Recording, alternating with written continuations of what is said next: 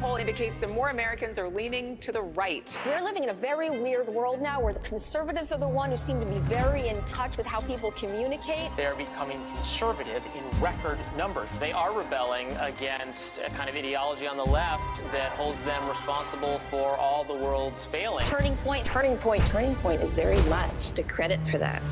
This is a group that operates under the auspices of Charlie Kirk. It is big and it is very organized. They've unleashed parents to object to material in the school library. If you don't want to hear it in a school board meeting, why should children be able to check it out of the school system? They started teaching kids, you know what, we're going to teach kids how to run for school board office. Conservatives are seizing control of the American classroom. 38% of Americans say they're conservative now on social issues. This is the highest percentage ever. Nobody works harder, nobody pushes harder than Turning Point, and nobody produces results like Turning Point USA.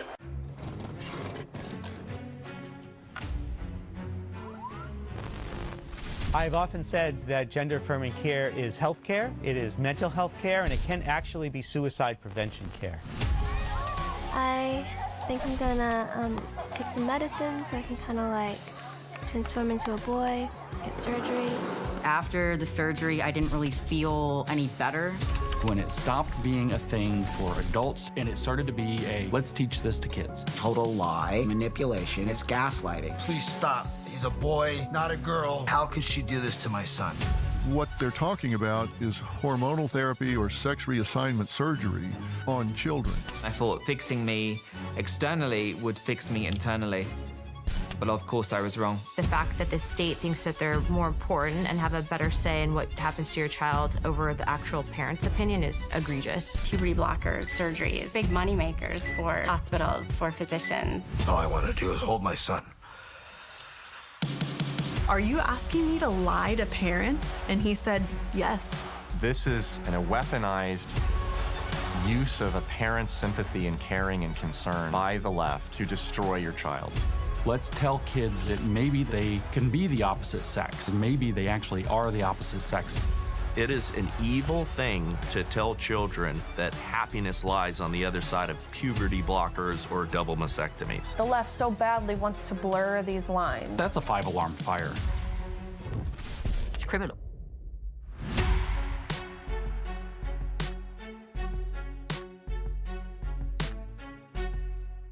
This year, I visited nearly 50 college campuses, meeting thousands of students and sharing with them why America is the greatest country ever to exist. We've been the driving force of the grassroots movement, getting young Americans to the polls and standing up for conservative values. But we're just getting started, and there's so much more to do. None of this happens without our generous supporters like you, so please donate to Turning Point USA and help us keep this movement alive. Together, we'll continue to shape the future of America. Join us. Let's keep pushing forward.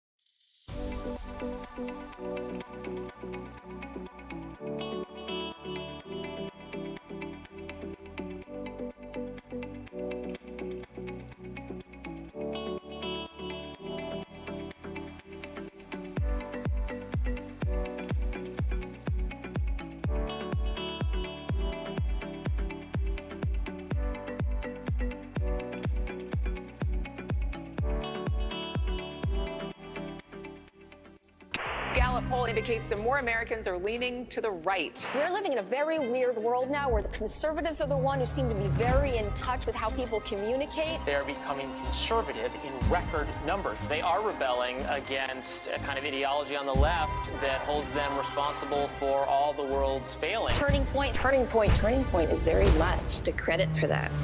This is a group that operates under the auspices of Charlie It is Kirk. big and it is very organized. They've unleashed parents to object to material in the school library. If you don't want to hear it in a school board meeting, why should children be able to check it out of the school system? They started teaching kids, you know what, we're going to teach kids how to run for school board office. Conservatives are seizing control of the American classroom. 38% of Americans say they're conservative now on social issues. This is the highest percentage ever. Nobody works harder, nobody pushes harder than Turning Point, and nobody produces results like Turning Point USA.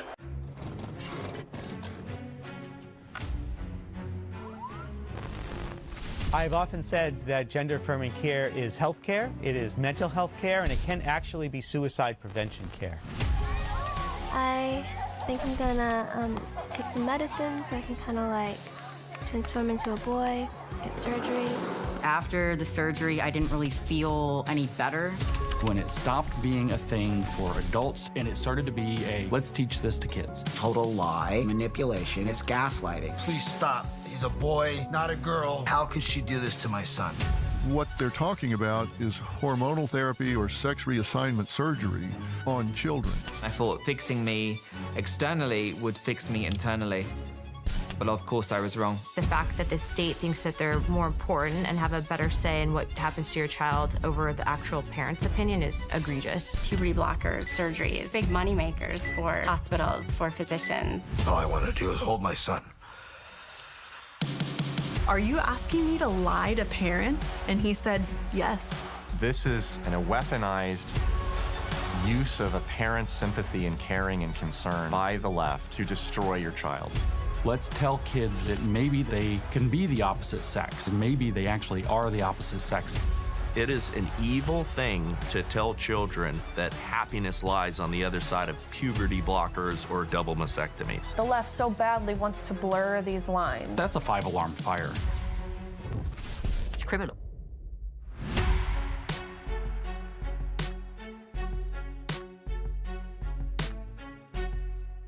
This year, I visited nearly 50 college campuses, meeting thousands of students and sharing with them why America is the greatest country ever to exist. We've been the driving force of the grassroots movement, getting young Americans to the polls and standing up for conservative values. But we're just getting started, and there's so much more to do. None of this happens without our generous supporters like you, so please donate to Turning Point USA and help us keep this movement alive. Together, we'll continue to shape the future of America. Join us. Let's keep pushing forward.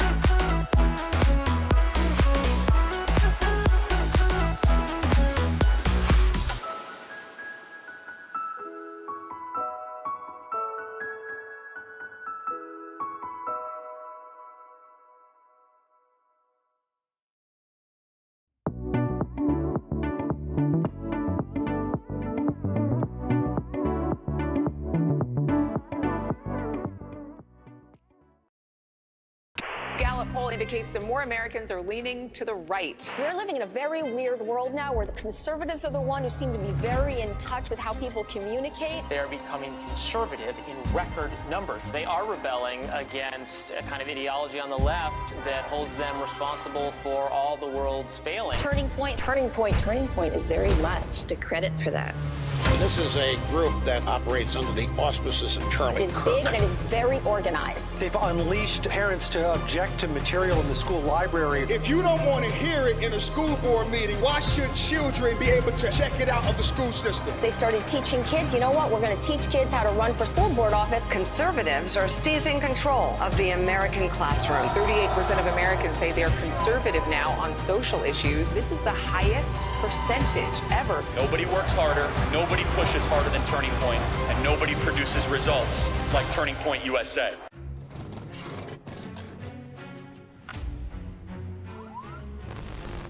I've often said that gender-affirming care is health care, it is mental health care, and it can actually be suicide prevention care.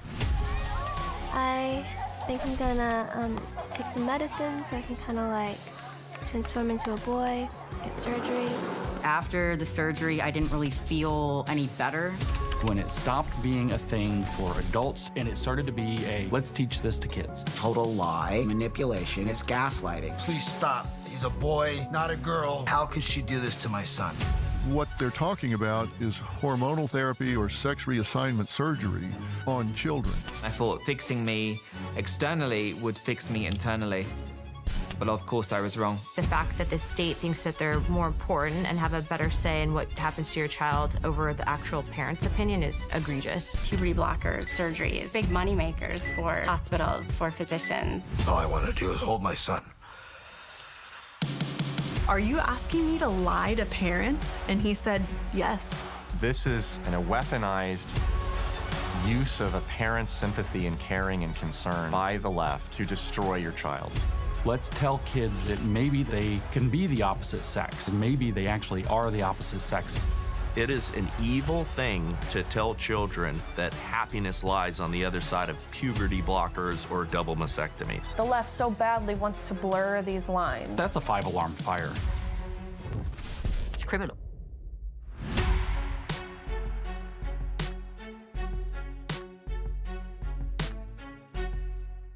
This year, I visited nearly 50 college campuses, meeting thousands of students and sharing with them why America is the greatest country ever to exist. We've been the driving force of the grassroots movement, getting young Americans to the polls and standing up for conservative values. But we're just getting started, and there's so much more to do.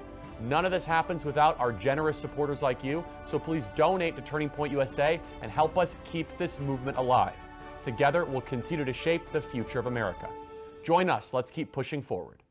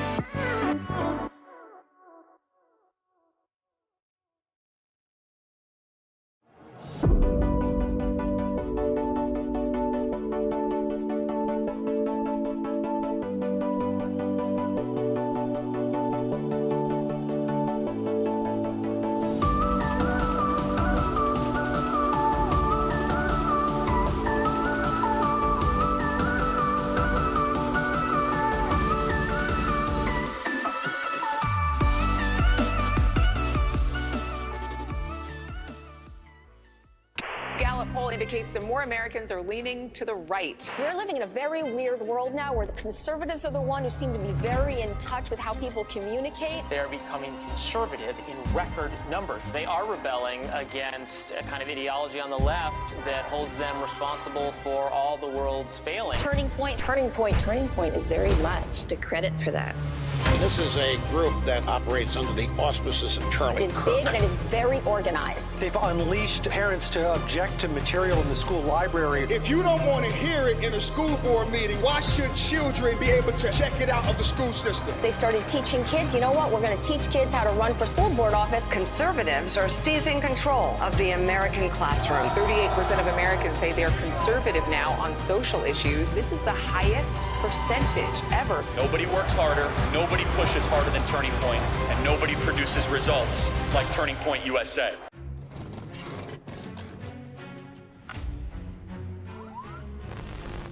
I've often said that gender-affirming care is health care, it is mental health care, and it can actually be suicide prevention care. I think I'm gonna take some medicine so I can kind of like transform into a boy, get surgery. After the surgery, I didn't really feel any better. When it stopped being a thing for adults and it started to be a, let's teach this to kids. Total lie, manipulation, it's gaslighting. Please stop. He's a boy, not a girl. How could she do this to my son? What they're talking about is hormonal therapy or sex reassignment surgery on children. I thought fixing me externally would fix me internally. But of course I was wrong. The fact that the state thinks that they're more important and have a better say in what happens to your child over the actual parent's opinion is egregious. Puberty blockers, surgeries, big money makers for hospitals, for physicians. All I want to do is hold my son. Are you asking me to lie to parents? And he said, yes. This is a weaponized use of a parent's sympathy and caring and concern by the left to destroy your child. Let's tell kids that maybe they can be the opposite sex. Maybe they actually are the opposite sex. It is an evil thing to tell children that happiness lies on the other side of puberty blockers or double mastectomies. The left so badly wants to blur these lines. That's a 5-alarm fire. It's criminal.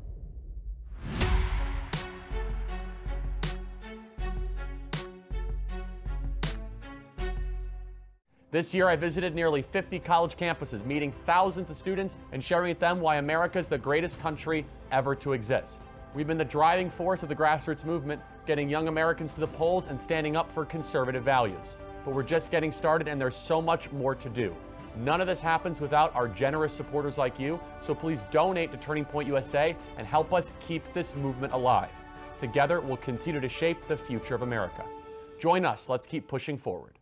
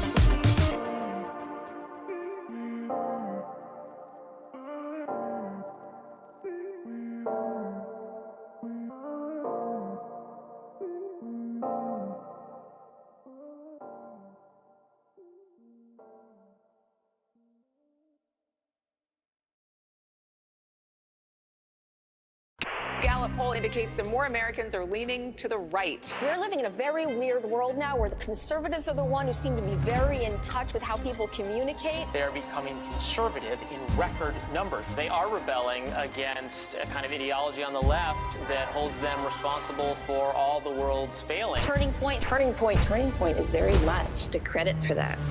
This is a group that operates under the auspices of Charlie Kirk. It is big and it is very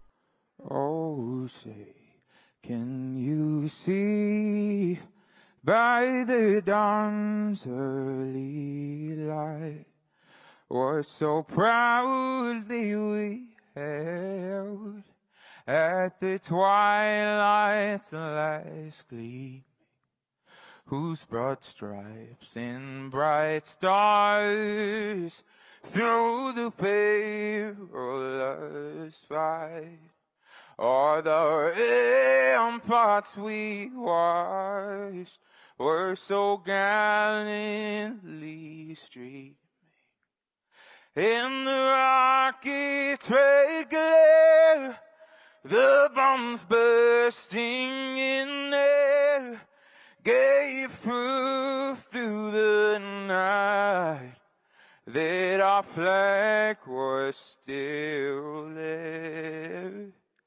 Oh, shaders, that star-spangled banner yet wave for the land of the free and the home of the brave. Glory to God.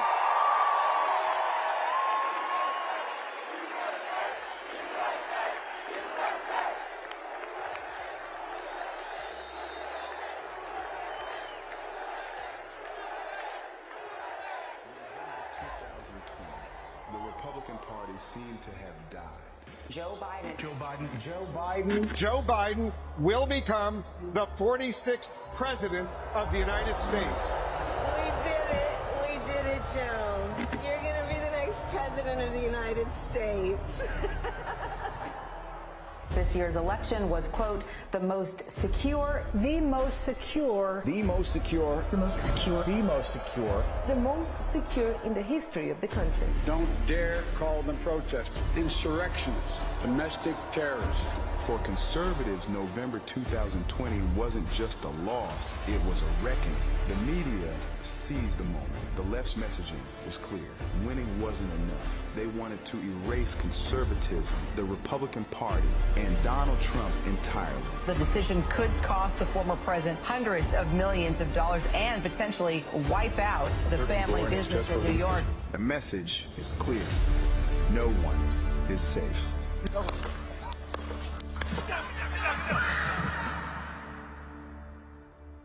Let's rewind the clock to January 7th, 2021. While many groups and many people were fleeing Trump, Turning Point stood firm. We never wavered in our support of Donald J. Trump. And I've already said he has my support if he runs again in 2024. I know Donald Trump was a phenomenal president.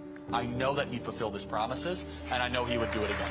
I want to thank our good friend Charlie Kirk for everything that he's done to build Turning Point. It's incredible what he's done in a very short period of time into one of the most powerful grassroots organizations in the entire nation. Through thick and thin, we stood by Donald Trump. We put our heads down and got to work to carry the conservative movement out of one of its lowest moments in history. We were attacked by the media, Antifa, violent protesters, and even lost donors and millions of dollars because of our unwavering support, determined to never lose again. Turning Point quietly built a grassroots army online and on the ground that wouldn't just stop the left, but empower the right to win elections and take back America. We invested in growing our college and high school field programs to bring conservative ideas to the next generation. We registered tens of thousands of new voters and delivered the youth vote in record numbers. I did 25 campus stops this last semester, and I saw something happening both with men and women. It's important to note is the younger generation has voted the most Republican and conservative since 2004. Young men are the most conservative they've been in nearly 50 years. We're drawing 3,000, 4,000, 5,000 people. We would register 500, 600, 700 first-time voters. And Charlie Kirk is helping. He's got his army of young people. These are young patriots. These are young patriots. We hosted the largest events in the conservative movement, all focused on training and mobilizing Americans of all ages. We invested in outreach to young women, spearheading a realignment in the culture and persuading thousands of women to vote for conservative values. Turning Point invested in Black and Hispanic communities through Blexit, driving historic gains in minority support. We trained tens of thousands of pastors and church leaders to speak boldly and encourage their congregations to vote. And I stand before you tonight thanks to the power of prayer and the grace of Almighty God. Online, Turning Point owns the internet, influencing millions of minds every day through viral content, documentaries, podcasts, and shows. When the right loses, they get organized, they fund, and they create insanely effective organizations like Turning Point USA. She sees Charlie Kirk on her social media all the time, but couldn't name a single left-wing political influencer. We didn't stop there. Turning Point worked tirelessly to hold the Republican Party accountable, kicking out failed leaders like Ronna McDaniel, putting young Turning Point activists into party leadership roles, and hosting our own version of the RNC winter meeting. We built the Unity Party, moving more independent voters to the right and expanding Trump's base. You are living through a once-in-a-generation realignment, everybody, where it is no longer Republican versus Democrat. We get Tulsi Gabbard and Bobby Kennedy, they get Liz Cheney. We get Elon Musk, they get Adam Kinzinger. You can have the warmongers of a generation prior while we diversify, deepen, and strengthen our movement to include people that otherwise would never have been part of the Republican Party. It's time for us to engage where legal and where appropriate in voting month to get our low propensity voters in 2024 so that we can beat the Democrats at their own game. It was a winning night. 12 years in the making. Donald Trump will become the 47th president of the United States. Everything was just coming through me, from not just how hard the president worked, but how hard we worked. I mean, we traveled the country nonstop, didn't see my family, did events in every corner. The president was facing 700 years in federal prison. They tried to take his business empire away from him. And then, of course, he got shot and nearly shot again at the golf course. There was this kind of feeling as like, is this possible? Are we going to do this? Just overwhelmed in that moment. It still really hasn't set in, to be honest. Here's some words here from you, Charlie. You put all this together, my man. Let's hear it. I am just humbled by God's grace. From college campuses to urban voting lines, a sizable shift red from one of the most reliably blue voting blocks. It's spread across the country. They register voters. We quietly hired well over 1,000 full-time people across all the battleground states in Arizona, Wisconsin, partially in Michigan and Pennsylvania. They've made MAGA mainstream on campus. There's a lot of people wearing MAGA hats given to them by Turning Point USA. One young man who actually told me he was on the fence, but it was Charlie Kirk and Turning Point USA who have been in and around this campus sharing the message of Donald Trump that ultimately pushed him over. We were laughing at them. It was laughing like, oh, Elon Musk and Charlie Kirk with their PACs don't know what they're doing. We thought that they were idiots. It turned out we were the idiots. We woke up in a body bag. You do have to give credit to Turning Point and the Republicans this year. They've had a really good ground game. I want to congratulate my friend Charlie Kirk for mobilizing students on more than 1,500 high school and college campuses all across the country. Amazing.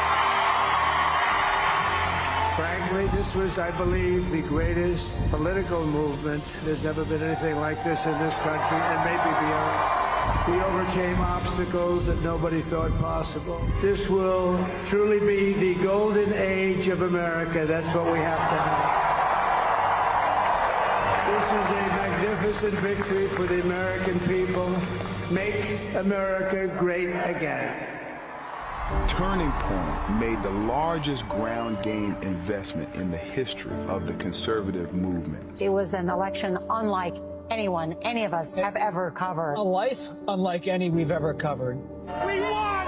Thank you! A massive gamble in the eyes of those looking on. Very few believed we could pull it off. Donald Trump's strategy is not a way to win an election. But we executed with relentless intensity, effort, and commitment. Winning was the only option. But I want to thank Charlie. He's an incredible guy. His spirit, his love of this country. He's done an amazing job. We hired 1,000 plus full-time ballot chasing staff, mobilized thousands of volunteers, and even deployed staff from other programs to the front lines to chase ballots. In Arizona, Turning Point chased more than 220,000 ballots, well over the margin of victory. In Wisconsin, we chased another 60,000 ballots that carried Trump across the finish line. Our immense ballot chase effort also helped flip Nevada, Georgia, Pennsylvania, and Michigan. Since 2020, Turning Point has added over 500,000 new Gen Z conservative voters to the electorate. Young men are now more conservative than they have been in 50 years. You can make the case we would have lost without Turning Point's ground game and massive investments in grassroots activism. Our work doesn't stop here. Turning Point and Charlie are determined more than ever to build a machine that will never lose again. Now is the time to invest even more, to push forward even harder, not relax. Together we'll ensure this generation and the ones to come are stronger than ever before.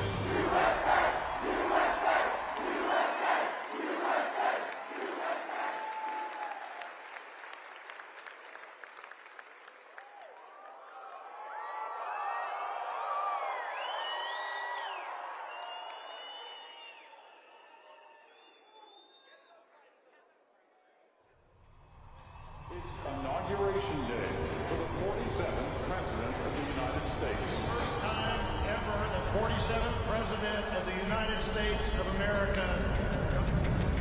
After years of uncertainty and division, Democrats and the mainstream media expect us to believe that Joe Biden made a miracle people comeback. said America was finished.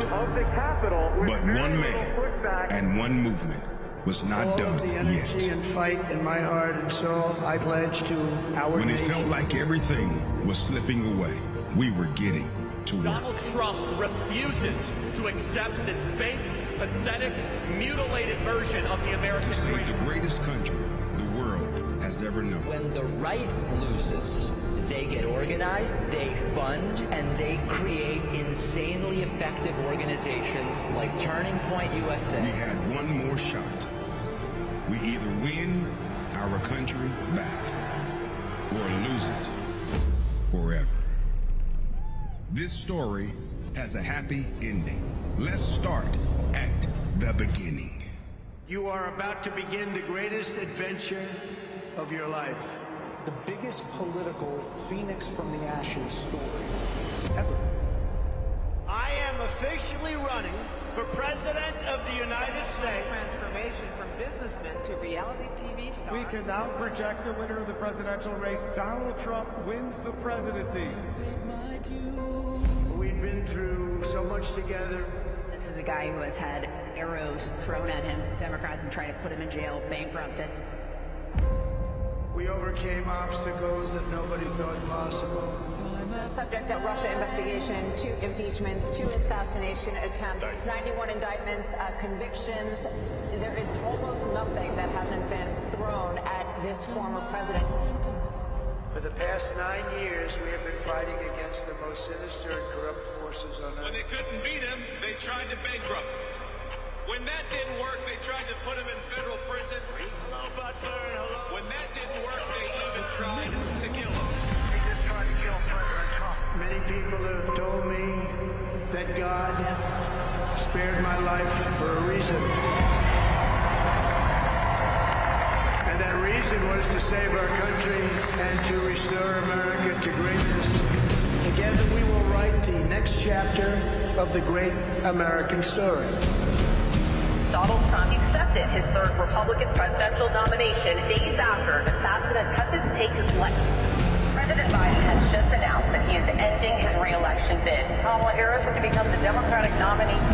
You think about all the times that the media wrote the obituary of Donald Trump's political career. And everybody was wrong. This is a brand new presidential race. together are going to register new voters, chase ballot, vote early. We are going to do the work to save America. President Trump will win the state of Pennsylvania. Winner of Michigan, and those Just a few electoral votes away now from clinching to 70. We will take back our country. We are now projecting And we will make that the next president of the United States America is great again. America's comeback starts right now. Donald Trump. Donald returning to the White House as the 47th president of the United States. His comeback victory unlike anything we have ever seen in American history. It was the most successful citizen revolt. The people defeated the oligarchs. History looks back on Donald Trump. He will be one of the greatest leaders this world has ever Will seen. forever be remembered as the day the American people regained control of their country. Republicans will pull off a political trifecta, controlling the House, the Senate, and the White House. I am with you, I will fight for you, and I will win for you.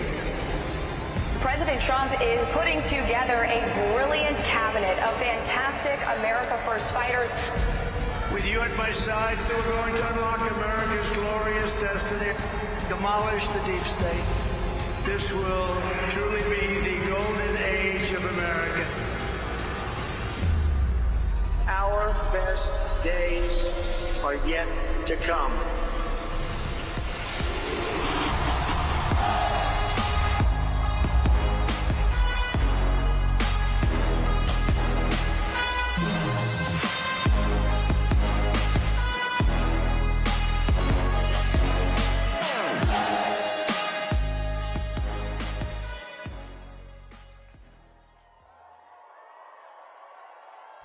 The single most effective organizer of conservatives in the United States. One of the most formidable voices in politics for decades to come. You have been on the ground, and your team has been unreal at Turning Point USA.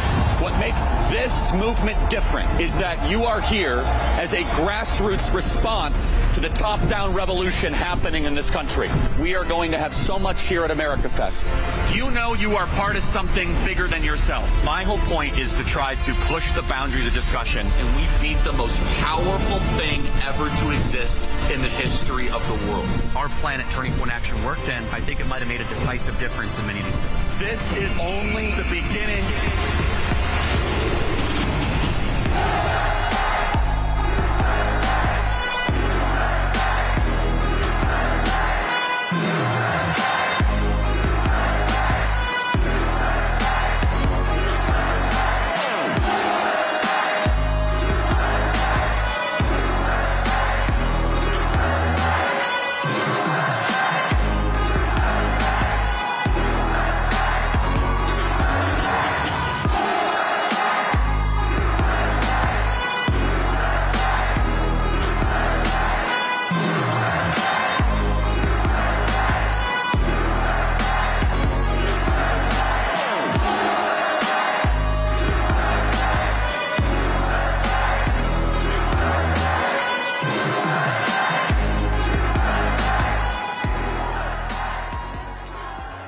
Welcome to AmericaFest, everybody.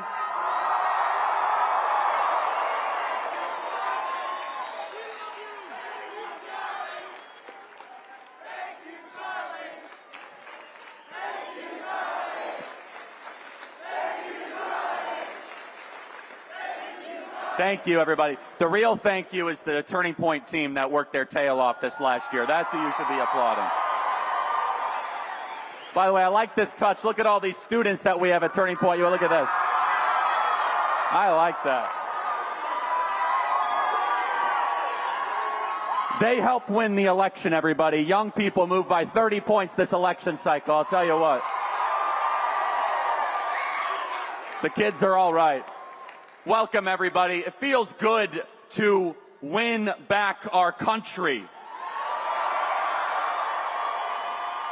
I'll tell you, this has been a difficult and challenging year in so many different ways. And we have to think back to where we were, as the video said, in January of 2021. January 7th of 2021. They said the MAGA movement was dead. They said that Donald Trump will never have a political future. Joe Biden was coming in and putting people in prison for going into the Capitol Rotunda and praying. Joe Biden was mandating the vaccine, keeping the border completely and totally wide open. We were seeing our country disappear and vanish from us. But here's where you come in. For every single one of you in this audience that never wavered, that always had the president's back, that continued to support him, you guys are the beginning portion of the greatest political comeback in American history.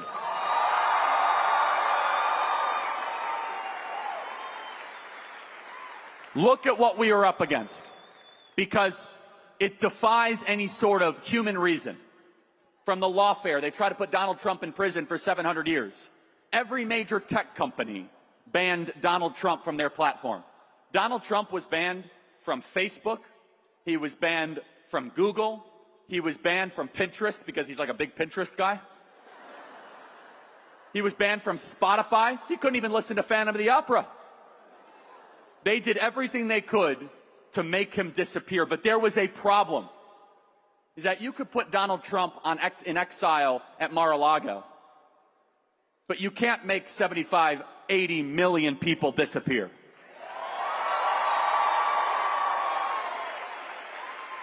Is that they can make him as if, okay, we're going to try to solve this problem, but what are you going to do with the people of this country? And that's where all of you that continue to do the work, you entered. We entered front stage, and it was difficult. We were told that this was never going to happen, that the Democrat Party was immovable. For all of you on campuses that continue to fight for conservative causes, that were graded differently, kicked out of class, that were smeared, that were slandered, it was as if there was no immediate hope. But you guys had faith. And faith not just that we could take back our country. And if we are honest with ourselves, we cannot take credit for what happened on November 5th.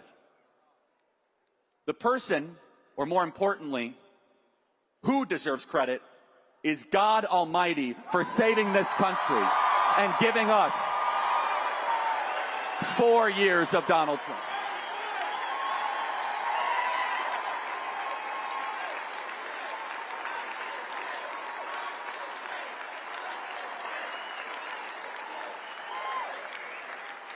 We didn't earn it. We worked out of obedience, but we were inches away from a civil war. And Donald Trump just so happened to turn his head at a specific time to look at a PowerPoint. I mean, I've been to a lot of MAGA rallies. How many MAGA rallies does he do a PowerPoint presentation? And he just happened to turn his head at that specific moment, and that bullet whizzed by and grazed his ear. And by the grace of God that we did not earn and we did not deserve, his life was spared on July 13th in Butler, Pennsylvania. He had every reason to play it safe after that. He had every reason to just kind of take it easy. He had every reason not to continue to campaign, to say that, I'm just going to kind of hope for the best. He did more events. He said, I'm going to go do outdoor events. Forget it. We're not going to let the bad guys win. And you could tell who a person is in a moment of crisis. You see, our leaders talk a big game, but anytime they actually feel the pressure, they fold. And we saw who Donald Trump actually is in that moment.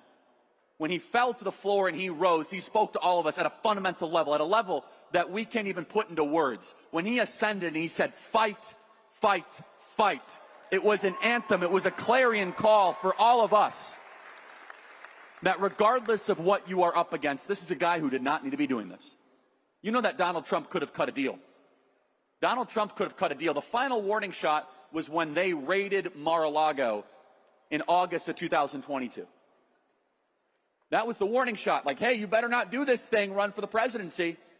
Cut a deal, golf for the rest of your life, or else we're going to put you in federal prison. And Donald Trump had a choice. Do I do the easy thing or the right thing?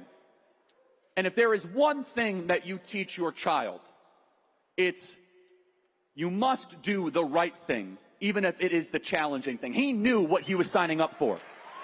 To be indicted by Fannie Willis, by Alvin Bragg, the show trial in New York, 700 years in federal prison. He could have just cut a deal. Guys, I'm not running for the presidency. Keep me out of jail. And every single gutless wonder politician of the last 40 years would have cut that deal. They tried to take his business empire from him. They did everything they could to cut him off. But there's something that drives this man that is different. And it's why all of you are here. It is a love of the beautiful things. It's a love of our home. A place that we inherited that we were sick and tired of seeing abused. To see our border wide open, to see our kids trans in classrooms, to see our beloved homeland become a dumping ground for the third world, to see our taxpayer dollars being sent to Ukraine while our southern border remains wide open. Donald Trump loved his nation so much so that he put all of his business empire on the line so that he would go and take a bullet for you to save America for your kids and grandkids.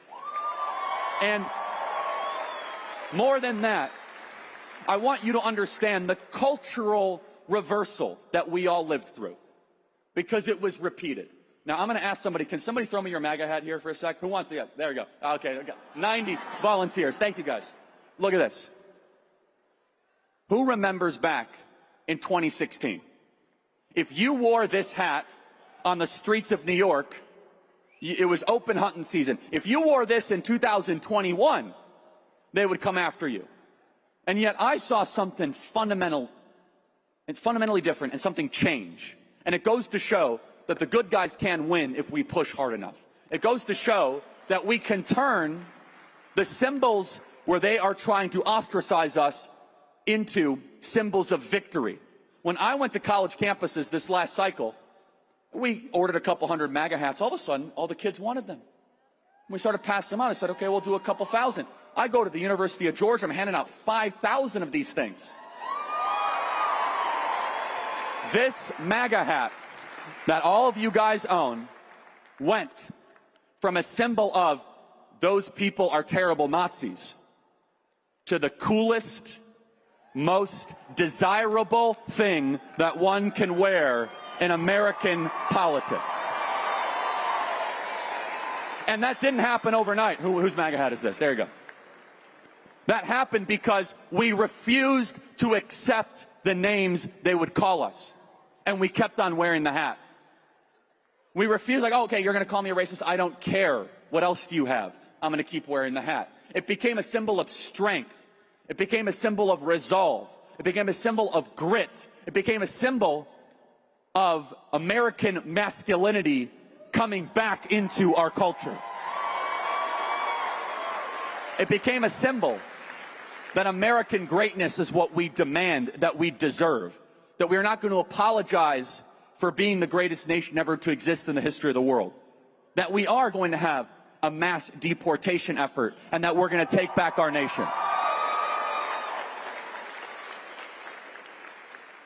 That hat then represented something even more.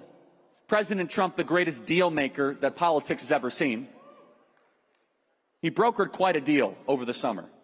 He said, okay, Democrats, you guys get Liz Cheney and Adam Kinzinger. We get Bobby Kennedy and Tulsi Gabbard. Let's make a deal. And that hat all of a sudden represented not just common sense, but it represented people of all sorts of different political stripes and backgrounds that were coming together with their sphere of focus and influence. Maybe you are a parents' right advocate. Maybe you are here as a Second Amendment enthusiast. Maybe you are a school board member. Maybe you are a pastor. Maybe you are a Make America Healthy Again advocate.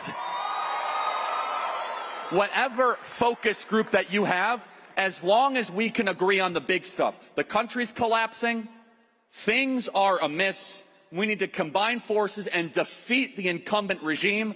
Welcome aboard. We are going to make America great again.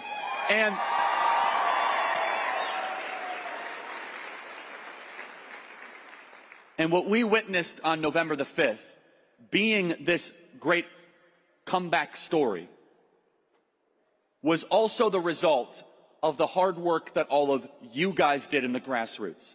For those of you that chased ballots, for those of you that registered voters, for those of you that gave powerful sermons on the Sundays before the election, For those of you that showed up at Republican meetings at 7 a.m. to make sure that everyone had the yard signs that they need. This is your victory. You see, it is easy just to say that it's just one candidate versus another. What it really is one army of activists versus another army of activists. And guess what? We were outspent, but we outworked them this election cycle. Because we wanted it more. Kamala Harris had $1 billion, and hey, by the way, where did that $1 billion go? She sent it to China? She sent it to Zelensky? He's got enough money. $1 billion to do what? And yet we were outspent, we know it. We knew that we were up against the most powerful, well-funded machine in American political history. And it was a machine versus a movement. And the movement were people, many of us in this room, yeah, that were was not an oligarch, not a billionaire, but you could knock on 1,000 doors. You could chase 100 ballots. In this state of Arizona, which I, as you know, care deeply and passionately about, we made a promise. We said we are going to invest the greatest ground force Arizona has ever seen. We hired well over 1,000 full-time people here on the ground in Arizona at Turning Point Action. And I can say now, Arizona was the best performing swing state of the 2024 election. We chased over 200,000 low propensity ballots here in the state of Arizona. And in fact, when I was, Mr. President, can we have you at this event? Can we, try to get you? And he said, Charlie, I will only come under one circumstance. It is called a tribute to Arizona, to honor the great people of Arizona that gave me my greatest victory ever in Arizona and brought State 48 back to greatness. And that happened because of the hard work and the grit, the resolve of all of you in this room. And it goes to show that things can change. It goes to show that we can improve this country, that we don't have to accept the premise. But then it brings us to today's time, because we must simultaneously look at the past, what we've been through, the present, which is celebration and giving glory to God for what was given, but also the future. Because if we let our guard down and act as if that everything is fine, the transformation of the Republican Party is not yet complete. You see, for those of you that follow me on social media, you know that I've been very outspoken the last week saying the following. Very simple. It's not radical. It's not revolutionary. I think it's reasonable, which is this. If you are a Republican from a deep red state and you voted for Joe Biden's nominees and you're giving Donald Trump a hard time about his nominees, we will primary you and remove you from office immediately.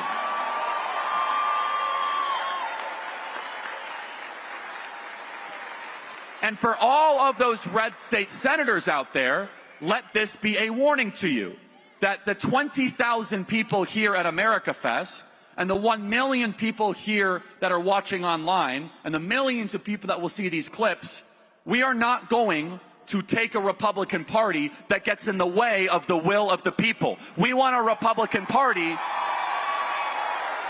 that fights to win.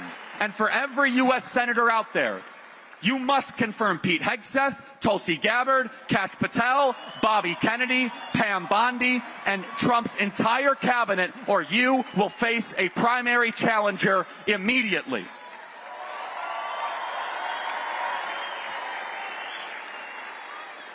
Because we want a Republican Party that is as conservative as its voters. We want a Republican Party that is responsive to all of you. We want a Republican Party that actually listens to what you want, not a Republican Party that goes to D.C. and becomes something completely and totally different. And look at the power that you have. In just the last 24 hours, we did something that we never would have been able to do before. They were trying to do this ridiculous, sick, and twisted and concocted 1,500-page Democrat boondoggle giveaway continuing resolution. Under old circumstances, that thing just would have passed. But there's new voices. And we took to social media. Elon Musk took to social media. Many of you took to social media, and the president took the lead and said, no, we're not going to give Congress a 74% pay raise while Americans are being crushed by inflation. We're not going to send more money to Ukraine. We're not going to have this boondoggle of biolabs being spent overseas. We're not going to have immunity for January 6th committee. And what you did, and I want to show the power that you have, is that you, everybody in this room and everyone watching online, you defeated the Washington insiders in hours, everybody. And that CR is dead. It is dead. And you did that. And it is going to be a relentless fight. Now, the new CR that they have went from 1,500 pages to now it's like 4 or 5 pages. And President Trump is going to get what he's asked for, which is a clean slate, a debt ceiling increase, so that we can actually get the biggest, baddest, and best border bill in the history of our country as the first piece of legislation for President Donald Trump. The top priority. But it is only going to improve if we stay engaged in the grassroots. If we continue to knock on doors, take over local precinct committees, to start Turning Point USA high school and college chapters. And I just got to brag on our high school chapters. It said this briefly in the video, everybody, but young men are the most conservative they have been in over 50 years. 50 years. Think about that. Now, a reporter asked me, they said, Charlie, can you try to explain this phenomenon? I said, yeah, it's very simple. Young men want to be part of a political movement that doesn't hate them. In fact, let me go a step further, that thinks they're essential to a future of a country. That we need strong men and strong women. That we're sick and tired of hearing about toxic masculinity when we are drowning in toxic femininity. When we become a feelings-based culture, you can't say that, you can't do that, well, you're going to offend somebody. And who is the most overtly masculine political figure of the last 100 years? No, it's not Tim Walsh. Stop it, okay? That's not true. Yeah, no. Of course, it's the man who would never apologize for America, that stands proudly for our tradition and our history, that doesn't care about what sensibilities he offends, that calls Justin Trudeau governor, the guy that just said... And in many ways, this was an election that was more about culture than it was about politics. That it was about who are we as a people? What are we doing to the next generation? To say that you have to be taught diversity, equity, inclusion, and critical race theory, that you have to be under this transgenderism nonsense. As a side note, by the way, as one of the first things that I hope this new administration does, we need to end the medical mutilation of our children called gender-affirming care in this country immediately.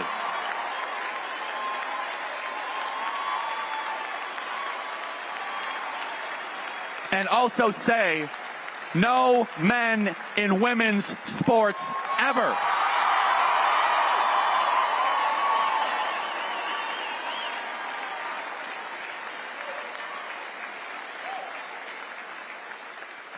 But understand, that was a controversial thing to say 3 or 4 years ago.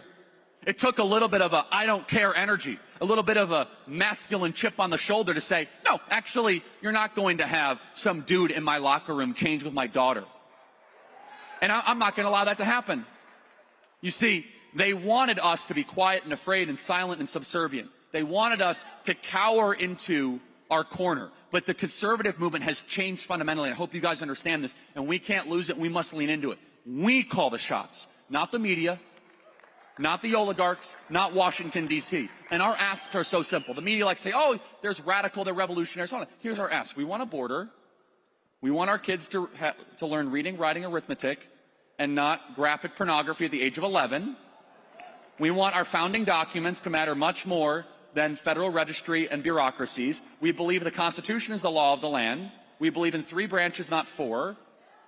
We also believe, I know this is so radical for them to understand, that when you appropriate money, American citizens are first, not Ukrainians. Wow, like what a concept. And you add all of that together, they are the radicals, and they have been the radicals for quite some time.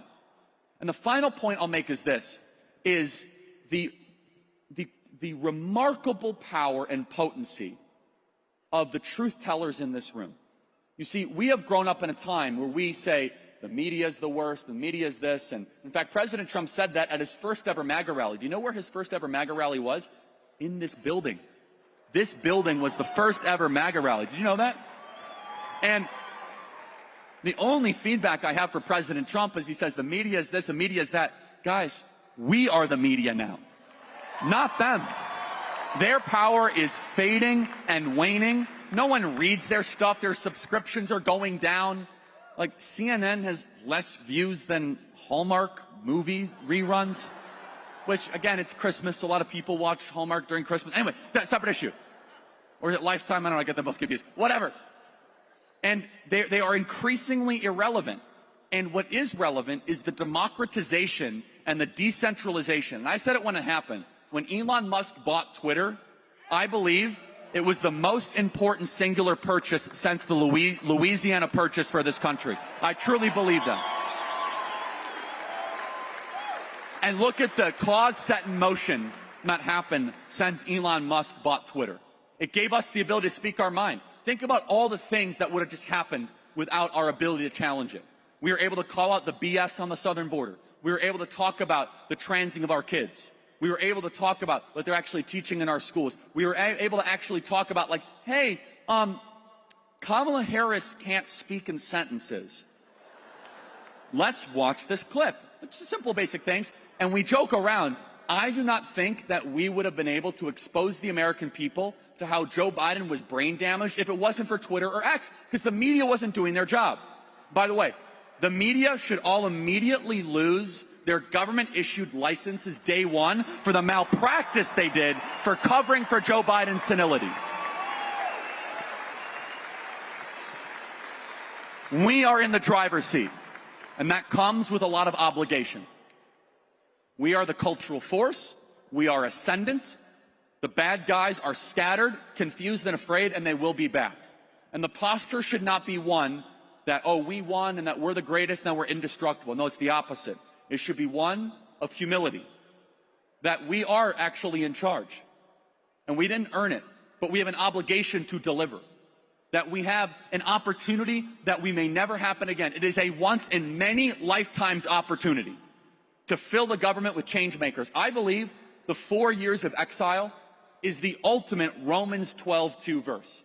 That God will use all things for good for those who love him. When we got displaced from power in 2020, how many of you guys said, boy, 2020, this is the worst thing to happen, we lost our country?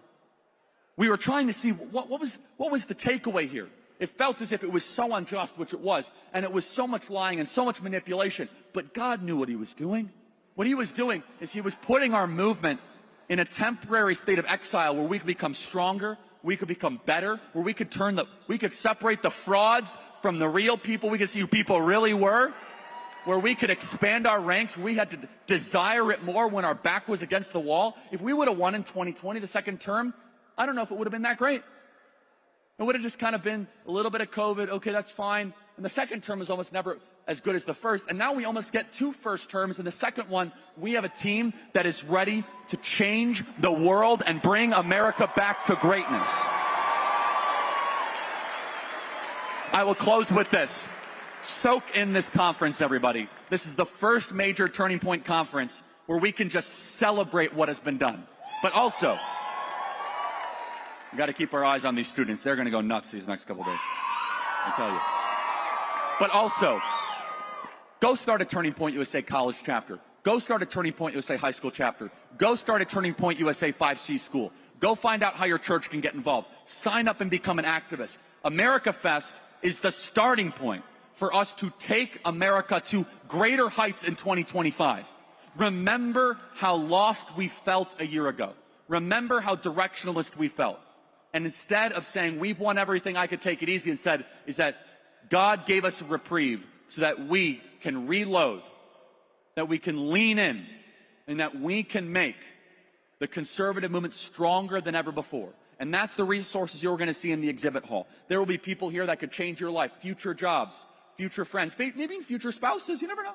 You hear that a lot.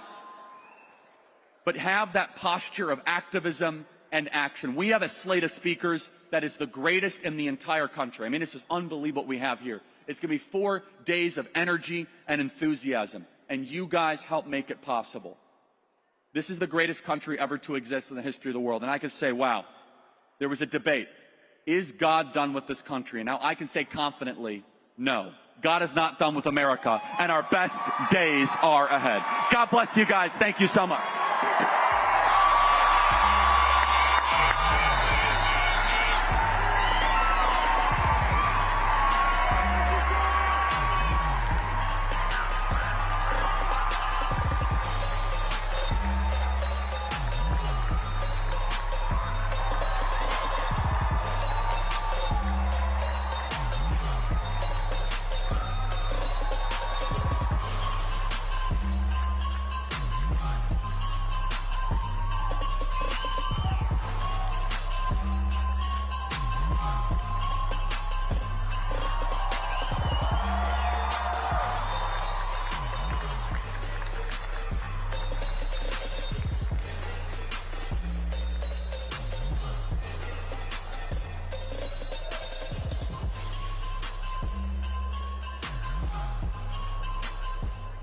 He is co-founder and editor emeritus of The Daily Wire. You're followed by millions of people online. You're a breath of fresh air in the talk radio world. Busy time for you at the moment. Without further ado, Mr. Ben Shapiro. Politics is all the stuff that we do on the surface. Values, that's the stuff that actually life is made of. There's an understandable universe, there are duties that we have, and we have liberty to go and do those things. That's why we have liberty. The people who built America, that's still there, and it lives in all of us. And it turns out that defending the better culture requires brave people on the front lines who are willing to do bad things in the night to protect their civilization. And in America, there is a philosophy of life that ought to win. That philosophy is, in fact, to make America great again.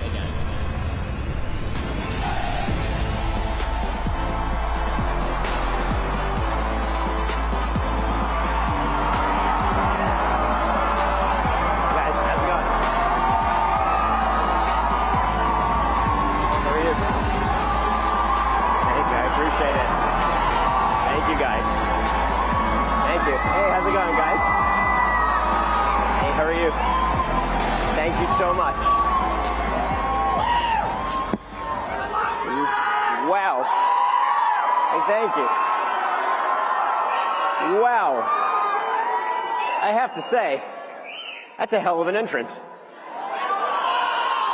I mean, first off, I have a feeling I'm never going to get a WWE entrance. That's as good as it's going to get. Well, guys, before I dive in, got a little surprise announcement. You're hearing it here first. We are really proud to be teaming with Charlie and Turning Point on a new documentary. It's called Identity Crisis. Is inspired by our groundbreaking documentary at Daily Wire from our very own Matt Walsh, who will be here a little bit later, called What is a Woman? This new film digs even deeper. The documentary is going to premiere exclusively on X Friday, January 10th, 2025. I want to reach as many human beings as possible because people need to hear the message. It will stream on X for a couple of days, then it'll be over at Daily Wire Plus starting on January 13th. Here is the first exclusive look at the trailer for Identity Crisis.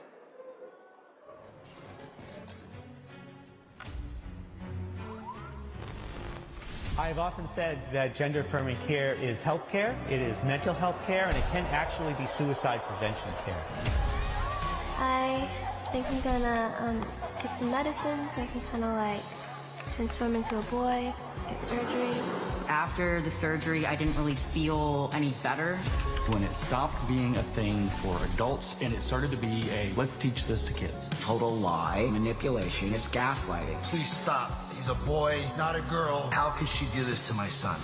What they're talking about is hormonal therapy or sex reassignment surgery on children. I thought fixing me externally would fix me internally. But of course I was wrong. The fact that the state thinks that they're more important and have a better say in what happens to your child over the actual parent's opinion is egregious. Puberty blockers, surgeries, big money makers for hospitals, for physicians. All I want to do is hold my son. Are you asking me to lie to parents? And he said, yes. This is a weaponized use of a parent's sympathy and caring and concern by the left to destroy your child. Let's tell kids that maybe they can be the opposite sex. Maybe they actually are the opposite sex. It is an evil thing to tell children that happiness lies on the other side of puberty blockers or double mastectomies. The left so badly wants to blur these lines. That's a 5-alarm fire. It's criminal.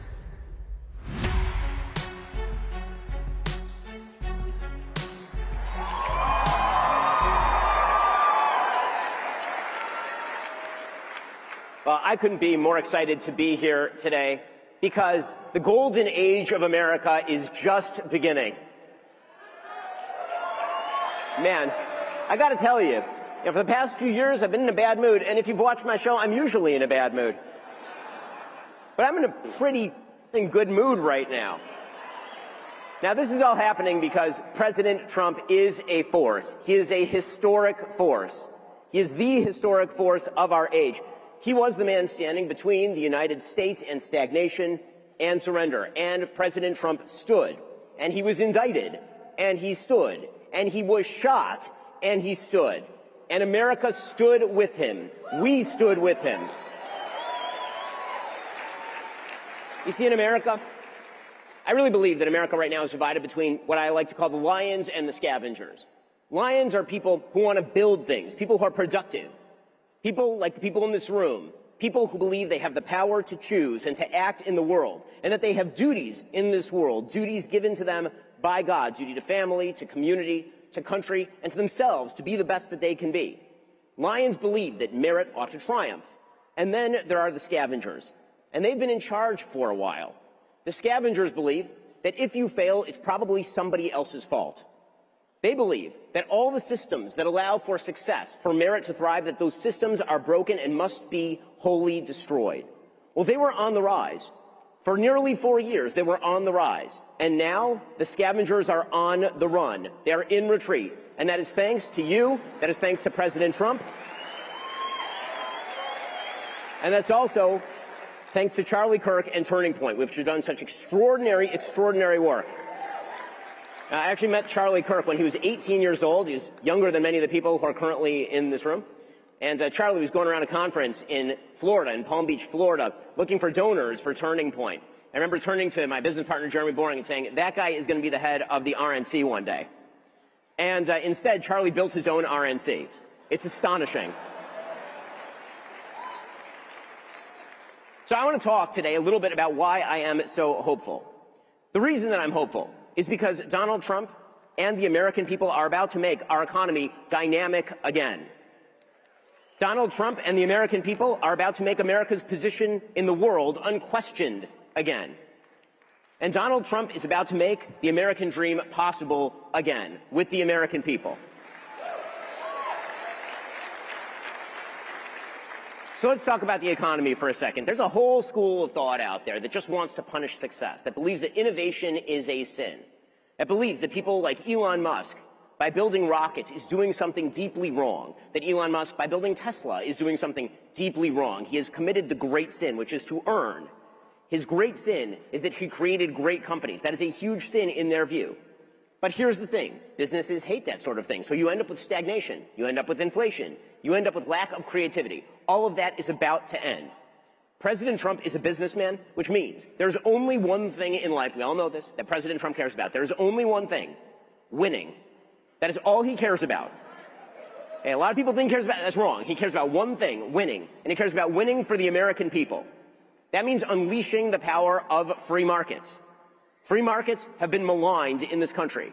They have been treated as something wrong, as sort of a man-made system that's jiggered in order to harm certain people at the expense of others, and that is false. Free markets are merit. Free markets are justice. Free markets are innovation, and they are dynamism. Free markets are what's going to make all these young people rich one day. That's what free markets are going to do. The scavengers believe that it's the government's job to establish cosmic justice, that because all human beings are created equal before God, but we're not all equal in our qualities, right? I'm not going to be playing LeBron James in basketball anytime soon.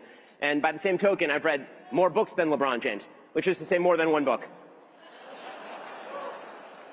That because of that, the scavengers believe that cosmic justice must be established from above. The outcome should be the same for everyone. That is truly unjust. It is tyranny, it is evil, it requires discrimination, and it requires cruelty. Free markets say the opposite.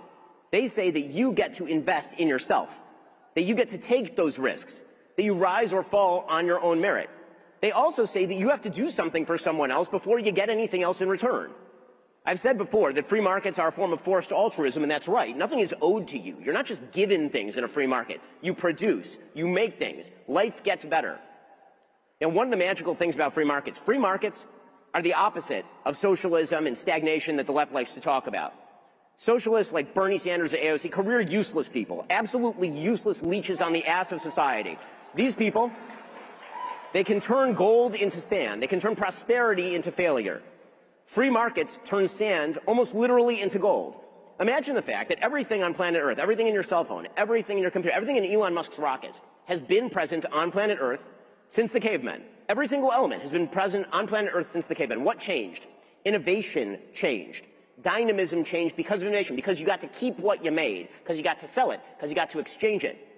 These are the principles of freedom and liberty. Because you own your labor and you own the product of your mind, you are able to actually create. You can take the same sand that's been on planet Earth for all of human existence, and you can turn that into the superconductors that power the military equipment, that powers the American military, the greatest military on the face of the earth. You can do that because of free markets. And Donald Trump is going to make free markets great again. Donald Trump likes capitalism. Donald Trump is not afraid of business success. Donald Trump is a businessman. You can see businessmen everywhere are excited about this. I talk with a lot of tech founders, the people who actually found the big companies in tech. And what they say is this is a new founding. It's a business founding. You're going to see an explosion of business in this country like nothing I've seen in my lifetime.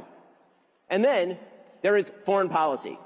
President Trump is going to make America strong in the world again. I had President Trump on a couple of weeks before the election on my show, and we were talking about foreign policy. And he said that his foreign policy is pretty obviously peace through strength, pretty clearly. And I'll tell you what he meant by that in a moment. But he summed it up pretty well in a story. So I threw a fundraiser for President Trump down at Trump Doral in Florida fairly early on in the election cycle. And he and I had a chance to chat. And he was talking about Joe Biden. Now, I don't mean to spoiler alert here. President Trump does not like Joe Biden. Just going to put that out there. He thinks he's not just a bad president, that he's not a particularly wonderful, although I will say I think that Joe Biden probably voted for Donald Trump. And by the way, I know that Jill Biden voted for Donald Trump. There is no question. You see them hanging out, there is no question she voted for Donald Trump. Okay, but what President Trump said, we were talking about foreign policy, and the war in Ukraine came up. He said, Ben, you want to know why Vladimir never invaded Ukraine when I was president? You want to know? And I said, yes, Mr. President. And he said, well, because I talked to Vladimir. I said, Vlad, if you go into Ukraine, I'm going to bomb the shit out of you. And President Trump continued the story. He said, and Vladimir said back to me, no, you won't, Mr. President. And I said, well, I might. And then President Trump said, quite correctly, if there is a 5% chance that that is going to happen, you don't do the thing. This is the thing that President Trump knows, because he is a man who is credible on foreign policy. He's not like our current dead president. Usually, maybe he'll end up on a dollar bill or something, because usually you have to be actually dead to get on a dollar bill. Joe Biden has been dead for a while, so he might make it onto a dollar at some point. In any case, our currently dead president says things like don't, and then the rest of the world just does. Right? Meanwhile, President Trump says that, and the rest of the world goes, ooh, I don't know. This could get ugly. When we talk about President Trump's foreign policy, it is not isolationism. He believes in an America-first foreign policy, and here's what I think that he means, pretty clearly from his foreign policy in his first term. He means three things. One, America's interests are first. Now, this should be obvious. America's interests are paramount, obviously. This should be a truism. American citizens come first, right? We're Americans. We come first. This is America. Welcome to America, right? America first does not mean that America has no interests in the rest of the world. I can name off the interests America has in the rest of the world. We have an interest, for example, in seeing that Mexico doesn't ship a bunch of fentanyl up through our border. We have an interest in making sure that China doesn't take control of the trade routes through the Taiwan Strait, through which 92% of world shipping goes. We have an interest in ensuring that China doesn't ship the precursors for fentanyl over to Mexico. We have an interest in ensuring that Iran doesn't threaten American allies. We have an interest in all of those things. Now, that brings us to point 2. America's interests have to be carefully calibrated to our investments in them. Okay, that doesn't mean that every solution is the same. So, there are lots of bad things happening all over the world at all times. If America only has a minor interest in a thing happening on another side of the world, we ought not get involved in that thing. Conversely, if we do have an interest in the other side of the world, or close to home, then not only ought we to get involved, we ought to do it in the most efficient possible manner. Which brings us to point number 3. When America's interests are on the table, all measures and means necessary to achieve those interests are on the table. That is why President Trump has been hyper-consistent in his application of foreign policy. Contrary to popular left-wing opinion that he's sort of throwing darts at a board or something, that is not true at all. President Trump wants America's allies to be strong enough to stand on their own. President Trump wants to make sure that America's enemies are in retreat. Why? Because anything else wouldn't be America winning, and President Trump wants America to win.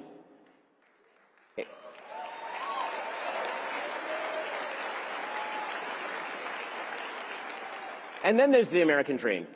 Now, the American dream has sort of been perverted in the United States over the course of the last few decades. But I think it's a pretty obvious dream. It's a dream to get married, to have kids, to be able to live in a community that worships the God that you love, to be able to build a business that you want to build and make that business successful and hire other people, to give charity, to stand up for your country. Right? These are all the things that are elements of the American dream. They were always the American dream. And yet we were told that the American dream is weird. We were told that all of this was weird. I've never seen a bigger political misstep than the entire Democrat media human centipede declaring that J.D. Vance was weird. Okay, the vice president-elect is the least weird person I have ever personally met. That is the most bizarre statement. They trotted out the human inflatable Tim Walsh to flail his arms like he's in a car lot off the side of a freeway and pretend that it was masculinity when apparently he has no bones in his wrists. And somehow he wasn't weird. They trotted out Doug Emhoff, who, you know, may or may not have assaulted some ex-girlfriends, a question that the media were totally uninterested in investigating, of course. They trotted out Doug Emhoff. I have personal irritation with Doug Emhoff. Of everybody in the Biden orbit, I hate Doug Emhoff the most. Right, just as a Jew, he drives me up a wall. Doug Emhoff represents Judaism like Osama bin Laden represents Christianity. Okay? In any case, they tried out these guys, and they're like, this is the new masculinity. And J.D. Vance, that weirdo with his picture-perfect family and his beautiful wife and his nice kids, living in a nice house, having grown up in really, really horrifying circumstances. You should read his great book, Hillbilly Elegy. And then having built companies, gone to Yale Law School, served in the military. Like, he is the apotheosis of what the American dream looks like, the vice president-elect. And some of them are like, that guy's weird. Here's the thing. We are now in the middle of a normie revolution. Okay, because it turns out a lot of us are normies.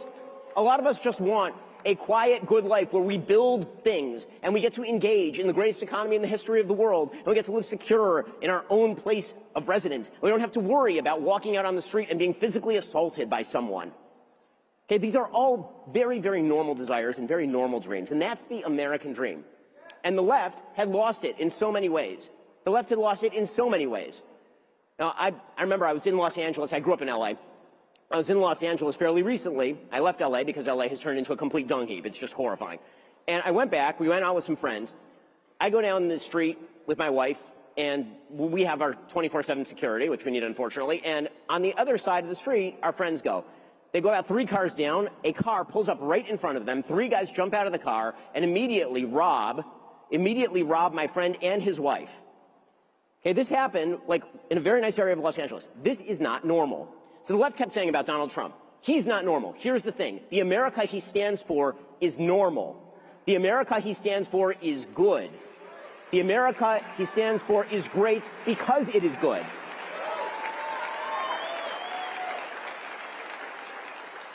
So that's why I'm in a good mood, because we're actually winning. But here's the thing, winning requires constant work. You know, one of the questions that my business partner and I constantly ask ourselves when it comes to the success of Daily Wire, and thank God it's been unbelievably successful, one of the questions that Jeremy Boring and Caleb Robinson and I, we all ask ourselves is, are we good at this, or is everyone else just not very good at this? And the same question should be asked in politics on a constant basis. Are we really good at this, or are the other guys just really crappy at this? Now, let's be real. The other guys are super crappy at this. Okay, they literally ran a corpse, and then when it turned out that everybody found out he was a corpse because he died on stage with President Trump, they then decided to swap him out for a potato of a human. A person who is physically incapable of uttering coherent sentences. And so I think the question we have to ask ourselves is, how do we retain the momentum? And the answer is, we do the right things. We do all the things that President Trump has already promised he's going to do. And here's the thing, I think that he's going to do all those things, because President Trump keeps his promises. Now, I've talked about this before. My evolution, I have evolved on President Trump, as many people in this room know. In 2016, I didn't vote for either candidate because I didn't know if President Trump was going to be conservative.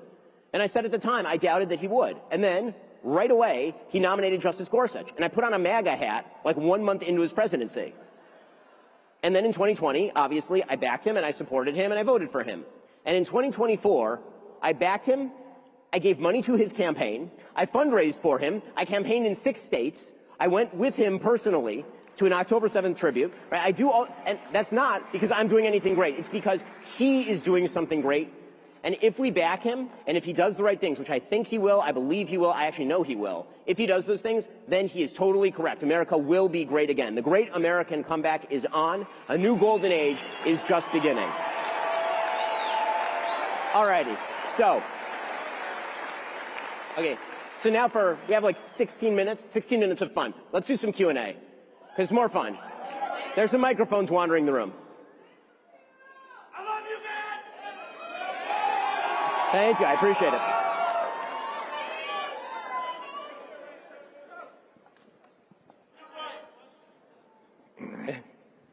Okay. Hi, Ben. I appreciate all the work you've done with the Daily Wire and everything. You're a great guy, Ben. Look at this guy, great person. So, my question for you is, when you talk about Trump's and his economy policy, I think the biggest thing that I hear all my friends and everyone talking about is tariffs.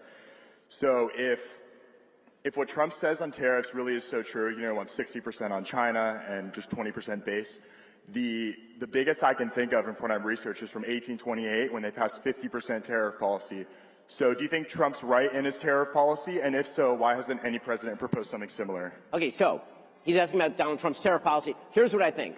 I'm going to go back to my original statement about Donald Trump and the economy. Donald Trump cares about one thing, and that is winning. Okay, what that means is that if tariffs are in fact inflationary, if they are in fact a problem, then he is not going to do them. But the tariffs are really designed not because tariffs are like fun and games. Tariffs are designed for President Trump as leverage. There is no one in the history of American politics who has used leverage better than President Trump. Right? He uses tariffs as a way of threatening countries to do what he wants. So I'll give you a story. I won't give you the source on this story because I don't want to betray confidence, but it's a great story, so I'm going to tell it anyway.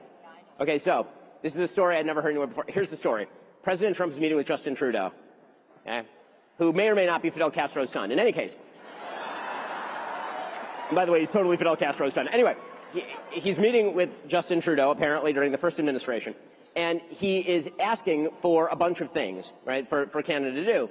And Trudeau doesn't want to give all of them. So Trump says to his people, bring Justin here, bring Justin to me. So apparently they sit across from one another. And Trudeau is talking with the president, and President Trump says, Justin, I want you to tell me, if there were one thing I could do tomorrow to completely wreck the Canadian economy, what would it be? And Trudeau goes, well, I mean, Mr. President, there are a lot of things. You're a very powerful country, but you know, if you tariffed our cars, it would be really, really bad. And Trump goes, Justin, I want to teach you a lesson. The first thing not to do in a negotiation is answer the question, if you could do one thing to destroy me, what would it be? So, of course, President Trump continues, I don't care about Canada. I only care about America. So I'm going to tariff all your cars unless you give me what you want. He got what he wanted. Okay, that's how I think President Trump thinks about tariffs.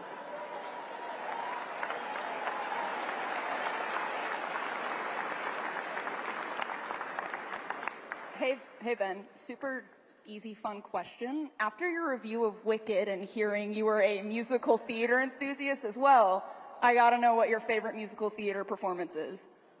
Well, I'm sorry, I missed the last part of the question. What's your favorite, like, musical theater performance? Oh, what's my favorite musical theater performance? Man, guys, I'm straight. I'm just gonna put that out there right now. I have 4 kids as proof of this fact. Okay, but my favorite musical theater performance, I will say that the most brilliant musical ever written is Sweeney Todd. My personal favorite musical is 1776. Every year when I was a kid, I dressed up as John Adams from the musical 1776. For the parents in the room, for Halloween, not just on a daily basis. For all the parents in the room, if you want to show your kids something super patriotic for July 4th, go show them the original musical of 1776. It's terrific. Hey, Ben. I'm from Western PA near Butler. What was your first reaction when you heard Trump was shot? Oh, man. So, I mean, my first reaction is, it was actually on a Shabbat, right? It was on a Saturday for me, so I couldn't actually check the news. So my security came to me, and they said the president's been shot. And I said, well, is he alive, right? I mean, you got to lead with the news, right? Lead with, he's alive, but he's been shot. My first reaction was that God clearly wanted Donald Trump to be president. I'm dead serious. Because there's no way to watch that tape. There's just no way. And see what happened, and see how close we came to the president's brains being splattered on a stage on national television. And not think that God physically reached his hand down into the world and took President Trump's head and went. That was legitimately my first thought.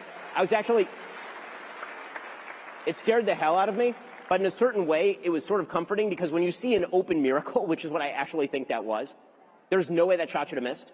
When I see it, and that's, you know, obviously, it's a tragedy. There are people who are killed, and our condolences go to the families, and we give money to the families.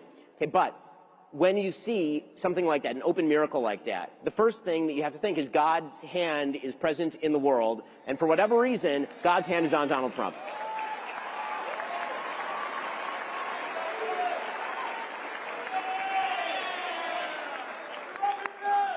So I actually have a much more difficult question, unfortunately.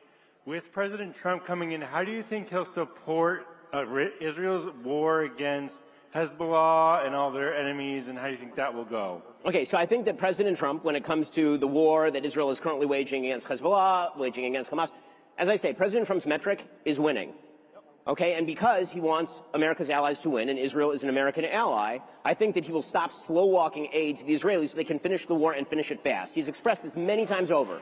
This, by the way, would be the proper solution, given that Hamas is an evil terrorist group that is currently holding 4 American citizens hostage, and Hezbollah has killed literally hundreds of American citizens, and Iran has killed thousands of American citizens.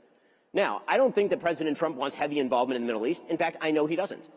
But this is the beautiful thing about having strong allies. When you actually allow them to do the things they have to do, they win.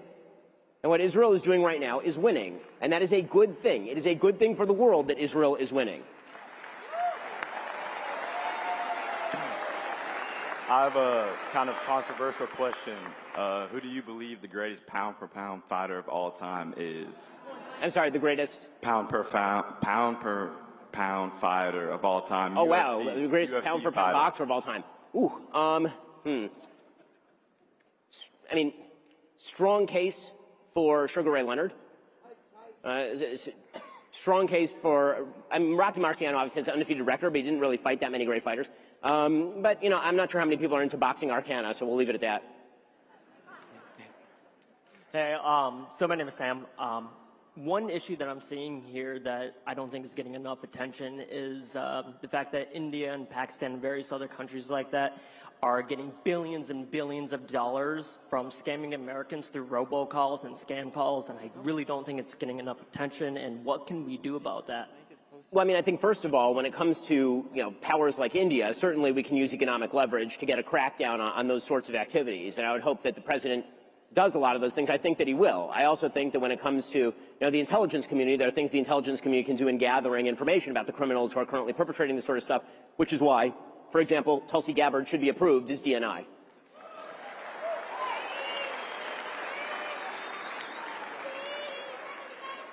Hello, Mr. Shapiro. My name is Ian O'Neill. First of all, I want to thank Mr. Kirk and you, because I used to be deep blue in my ideology, and I used to be a self-proclaimed socialist. Well, thank you.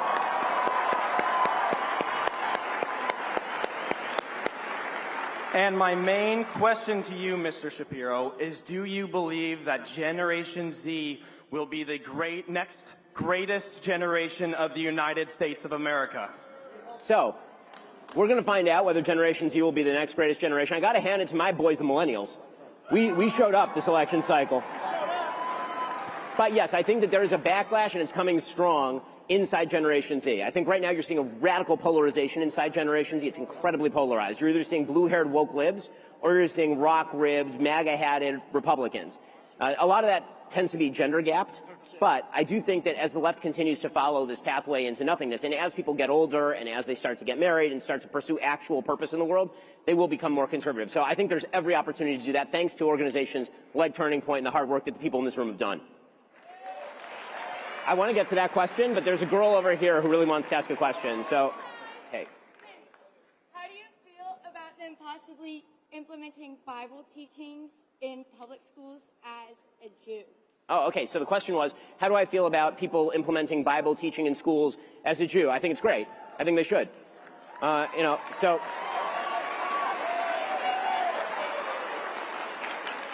The Bible is the seminal document of Western civilization. You literally cannot be literate without knowing the Bible. The fact that everyone is treating the Bible as just sort of another document or as just a religious text misses the entire point, which is that all of America is built on biblical values, all of it.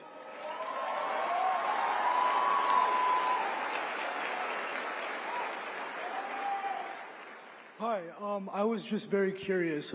Given your stance on sending money to like Eastern Europe with Ukraine, why are you such a proponent for sending money to the Middle East? The truth is that I'm very much in favor of sending money where I think it will be useful. So the big problem with sending money to Ukraine right now is that the Europeans really should be paying their freight, and also that you have to have an off-ramp in Ukraine. I'm actually not a proponent, for example, of completely cutting off Ukraine if it means Vladimir Putin walking through Kyiv. And actually, President Trump has said something very similar. What he wants is for the Europeans to actually pay their freight. He wants the Europeans to up their spending. When it comes to the situation in the Middle East, I've said 1,000 times, and I will continue to say, Israel should get off American aid as soon as humanly possible. They're in the middle of an existential war right now, and so now would be a particularly poor time to do it, given the fact that President Biden has slow-walked the aid. But having talked not only to American legislators, but also to a number of members of the Israeli government, the only thing I say to them is it is good for you and it is much better for America for you to get the hell off of American aid. Stop being on American aid. I really believe that America needs to stop giving as much aid all over the world to a wide variety of places.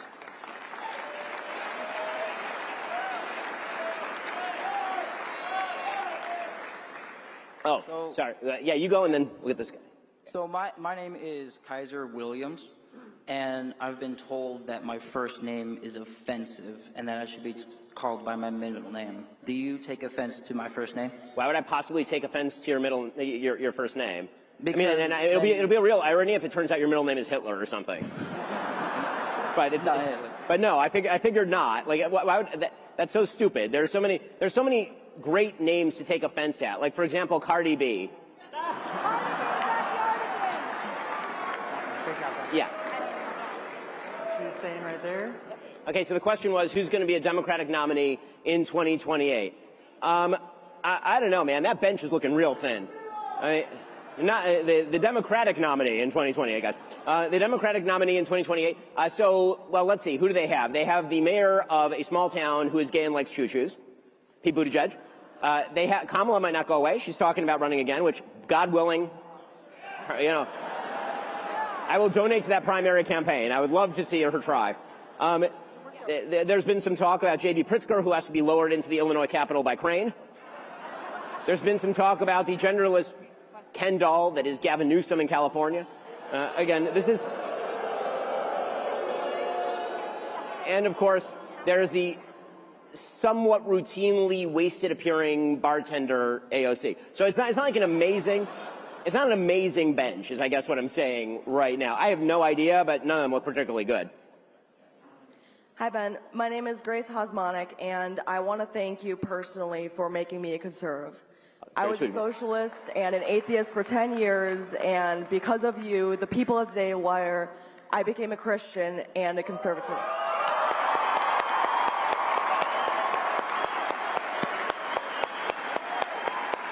My question for you, Ben, is are you concerned, like I am, that the pendulum will swing in kind in 2028? The Democrats will come back stronger, harder, and better than they were in 2024? So yes, I mean, the answer is yes, and I think that everyone in the room should be worried about that, which is why we should work hard to make sure it doesn't happen. Right? I tend to be a worrier, and sometimes worry is the first step at actually planning for the countermeasure. Okay, the best countermeasure is going to be success. I don't think it's going to happen because I think President Trump is going to have an incredibly successful presidency. But that does mean a few things. It means, for example, that Congress has to be on the same page as the president. It does mean that Republicans and the president need to work in concert with one another because they have an incredibly slim majority in the House. And as I've said before, when it comes to politics, politics is not just a matter of sort of sheer willpower. You actually have to have some give and some take, and it gets pretty ugly sometimes. There's a lot of sausage that has to be made. Okay, but I do think that this is going to be a really successful presidency, and that will be the best comeback to the possibility of a Democratic resurgence. I think they suck at everything, and I do trust that they will continue to suck at most things. This will be the last question. Sorry, she's been waiting. This will be the last question as well. Hi, Ben. My name is Rachel. I am from the blue state of Maine. I've been a fan of you for a long time, so this is a dream come true to ask this question and say hello.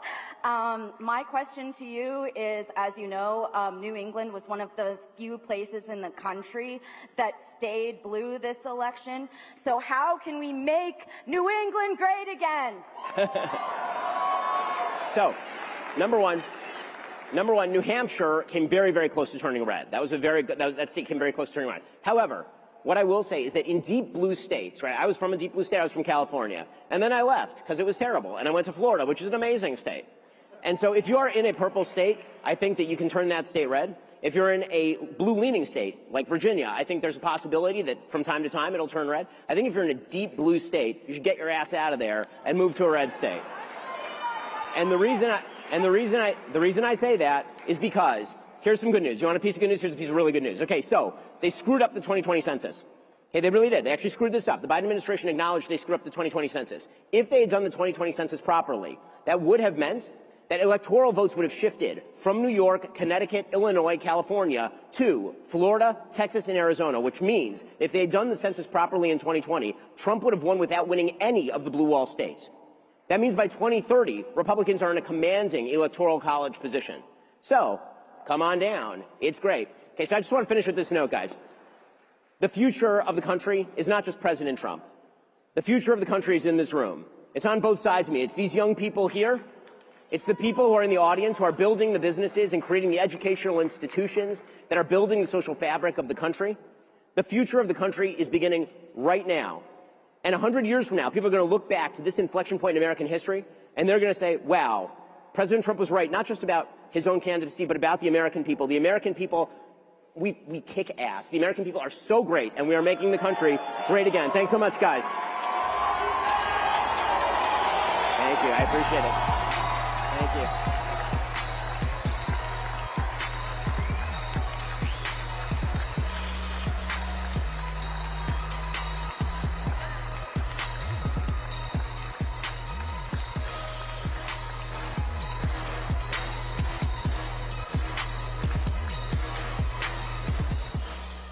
Former Secretary of Housing and Urban Development, former presidential candidate. All of this wise advice that you're giving is so refreshing. An American hero. Dr. Carlson, everybody.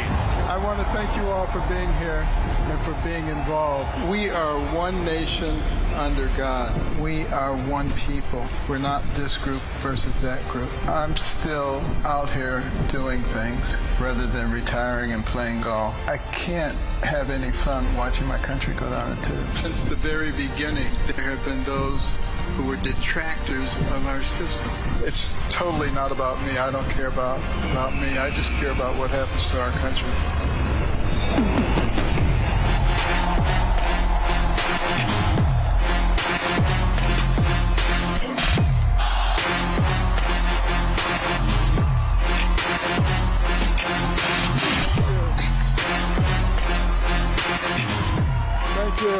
Thank you. You know, it's wonderful to be back here again. except, I don't know, somebody must not like me because they put me behind Charlie Kirk and Ben Shapiro. Young, dynamic, interesting people, and I'm old. But I want to tell you something. I am so proud of the American people who saw through all that gaslighting and picked Donald Trump as president. Now, the people showed that they were tired of the lawfare and the crime and the illegal immigration and the class warfare and the child abuse and men playing in women's sports and going in women's locker rooms. Just crazy stuff. You know, I was in Europe and I was talking to a bunch of the Europeans about America. And I said, what do you think about America these days? And the resounding answer I got was, we think you lost your minds. Now, if the Europeans think that, we are really in trouble. But it's time for a correction, and I think that correction is occurring. And, you know, it was saddening for so many of us when Trump lost in 2020. Somebody said he didn't lose, but here's the point. If he had won, he would be coming to the end of his second term right now. Now they got to deal with him for another 4 years.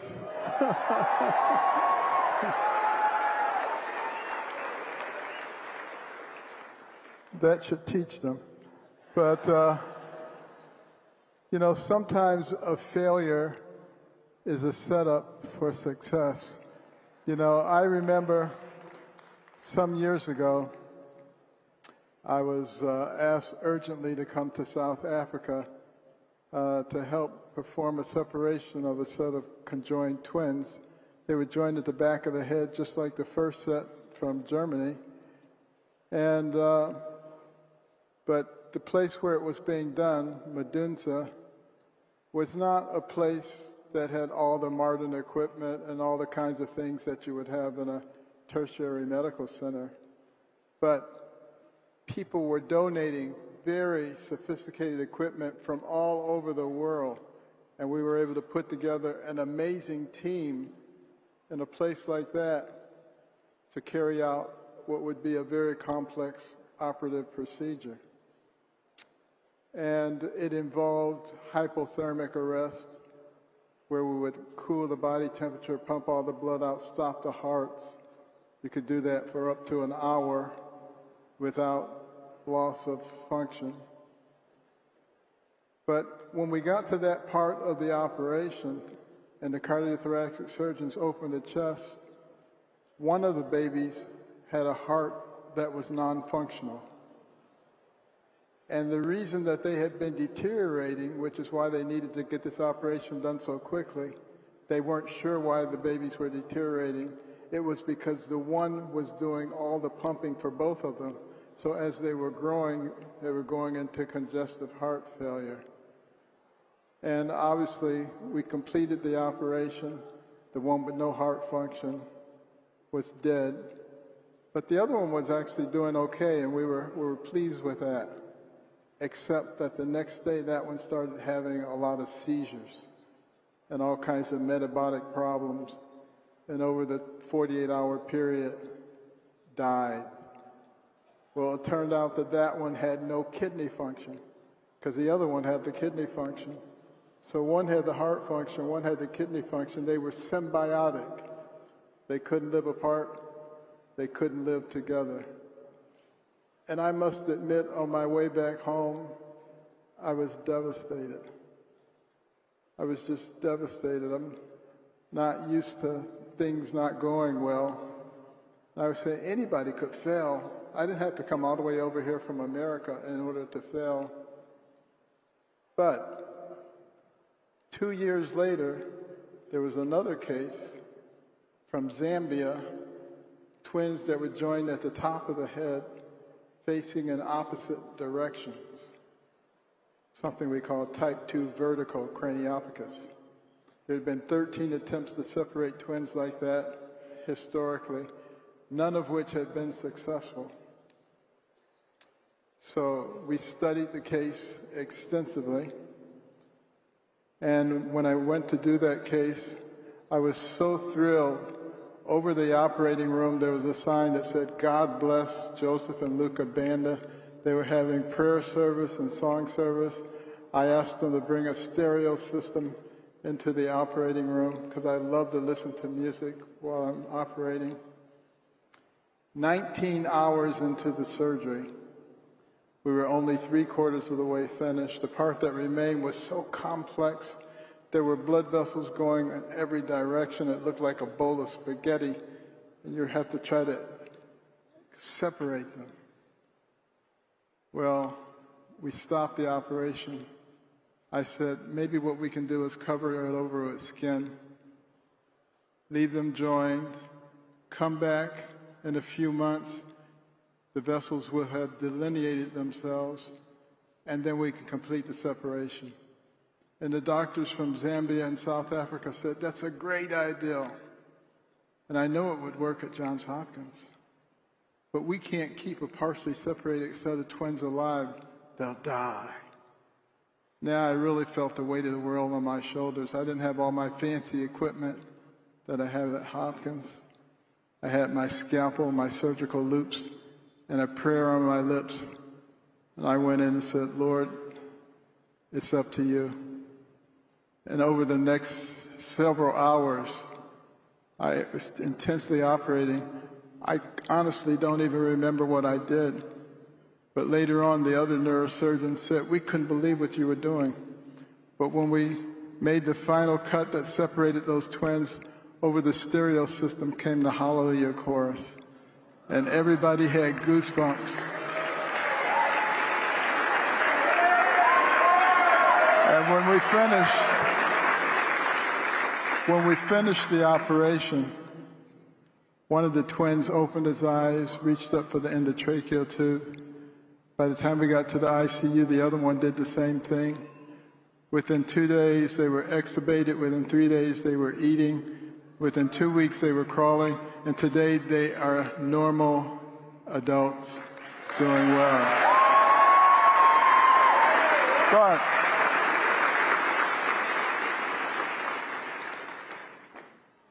here's the thing.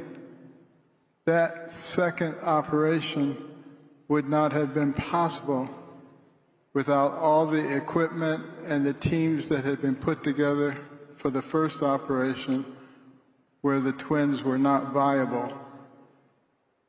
And this is the same kind of thing that just happened. If Donald Trump had won in 2020, we would have had a problem. We would have had to continue to deal with the COVID and all kinds of things, and things would not have been accomplished, and he would have been blamed for everything under the sun. That didn't happen. People were able to see side by side the conservative philosophy versus the progressive philosophy, and what kind of lives they lead for people.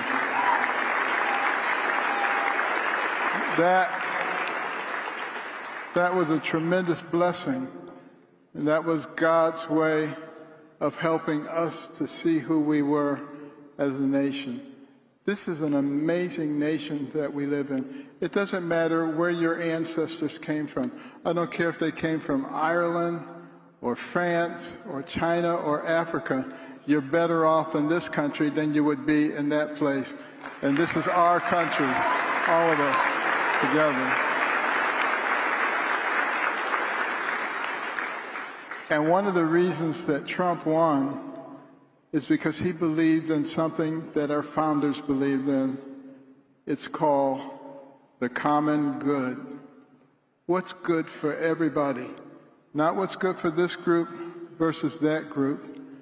And it took a little while, but aren't you glad that all these corporations and large companies are starting to see that DEI needs to DIE.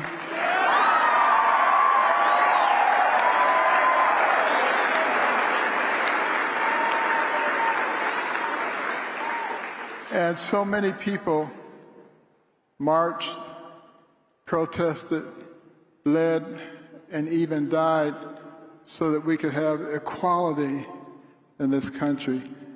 That's what we want, equality, not equity, not the same outcome, but the same opportunities for all of our people.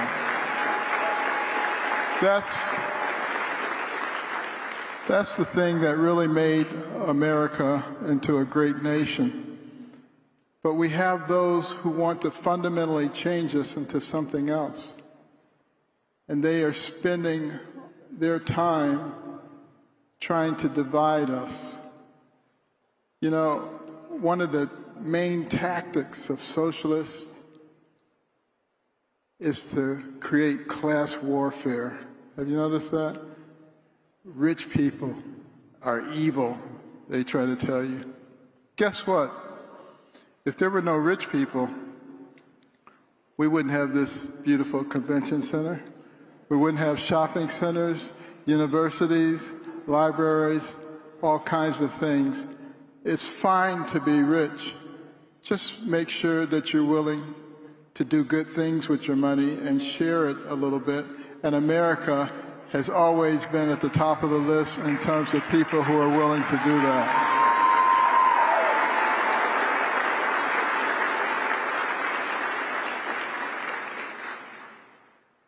And as long as people have an opportunity to do well, isn't that what it's all about? You know, I remember as a youngster, one of the things that I hated was poverty. You know, some people hate snakes and rats. I hated poverty. It bothered the heck out of me. But, you know, when I started doing a lot of reading, and particularly reading about successful people, and I began to understand that the person who has the most to do with what happens to you in life is you, then the poverty didn't bother me anymore because I knew it was only temporary and that I could change it and that I could work as hard as I wanted to or as little as I wanted to and that I would benefit from it. Isn't that the American dream? Isn't that what it's all about?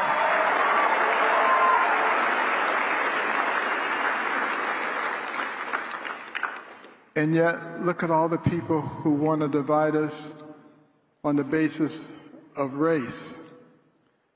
What a silly thing to be concerned about.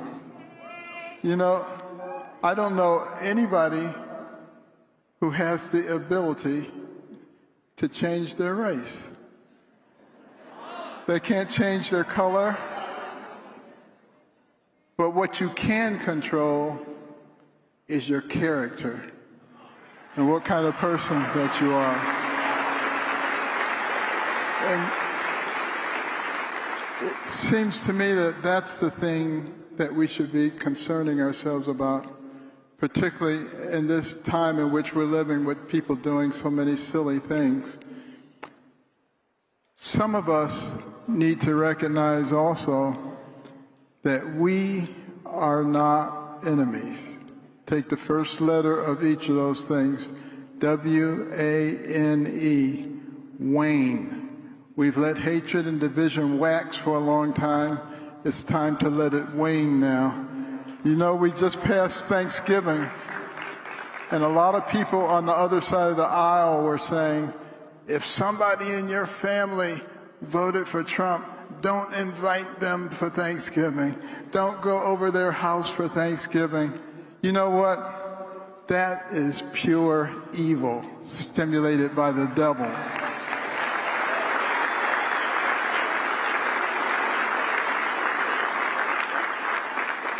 And we have to be the ones who realize that we are friends and neighbors and colleagues. And when we work together, there are very few things that we're incapable of. You know, when you think about what God has given us, which is the gift of our brain, the human brain, the most sophisticated organ system in the universe. And guess what? As a neurosurgeon, I operated on people from every continent, every race. And I can tell you, when I peeled that scalp down and took off that bone flap, I couldn't tell what color they were,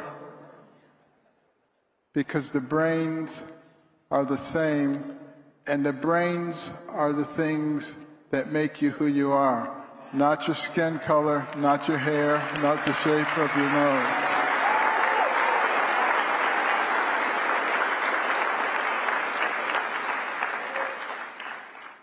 And the other thing that is so vitally important for us to understand is that we are a nation whose foundation is God.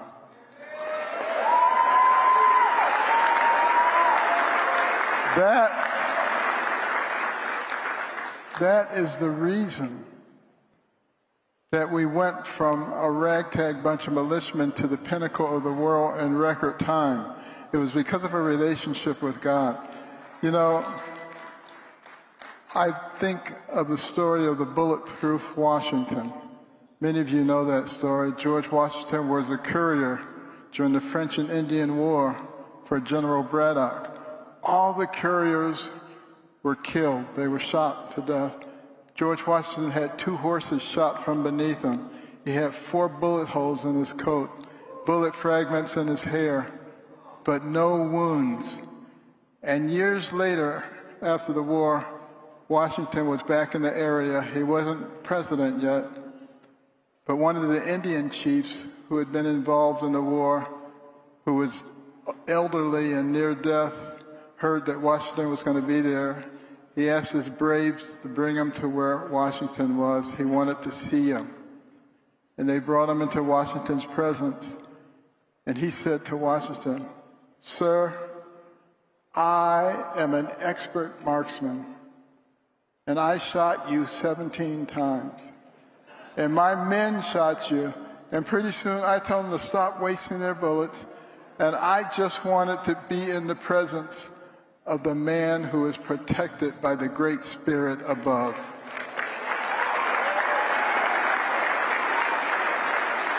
And that story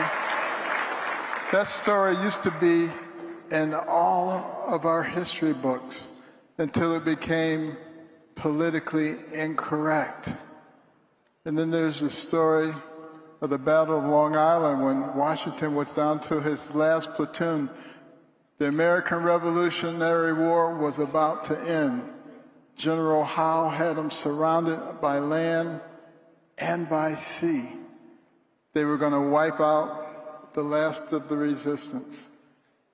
Meteorologic records indicate that on that same night, a mysterious heavy fog fell over the area, remained there throughout the night and into the next day, providing cover for Washington and his men to be able to escape. Some people say it was a coincidence. I say it was God.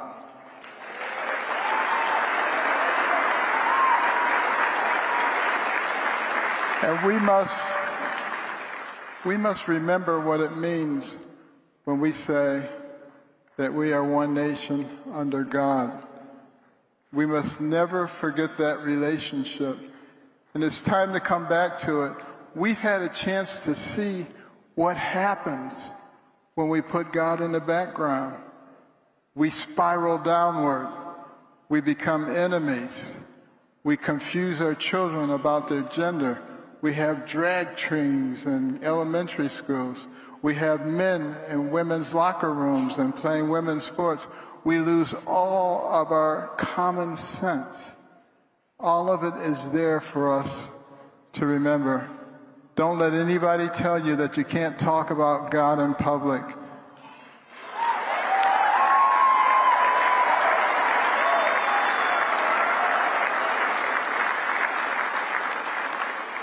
And remember, it is okay to live by godly principles of loving your neighbor, of caring for those who can't care for themselves, of developing your God-given talents to the utmost so that you become valuable to the people around you, of having values and principles that govern your life. And I'll tell you, 2 weeks ago I was with President Trump, and I said, what are you taking to give you all this energy? Because I need some of it too. And he said, you may be surprised what he said. He said, it's God. I beat you to it.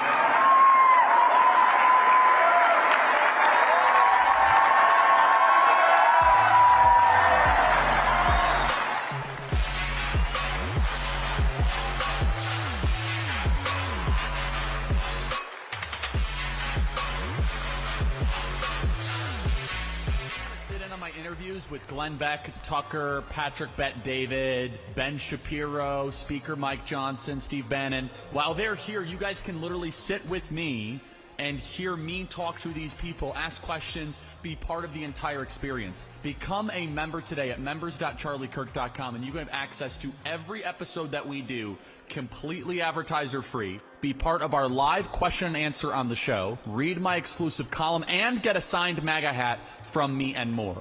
All the information for how to sit in on these live interviews will be at members.charliekirk.com. That is members.charliekirk.com. It's all happening here at AMFEST, members.charliekirk.com. All the biggest speakers in the movement. If you guys want to be part of that and listen and really contribute, follow the QR code on the screen today to become a member.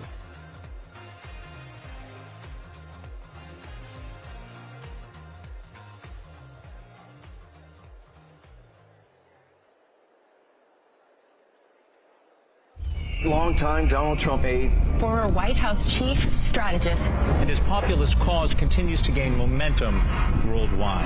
Steve Bannon. Steve Bannon. Steve Bannon. Steve Bannon is a free man. I'm finally out of being a political prisoner for standing up for my political beliefs. I've been empowered by my 4 months in federal prison. No longer are we just going to sit there and take it. We're tougher.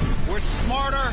We have an army of the awakened in this nation now, and you're the vanguard of that. You're the leaders of the most important political movement in this nation. We're prepared to stand and fight and not let our country be taken. And that's what's important. Everything else is just conversation.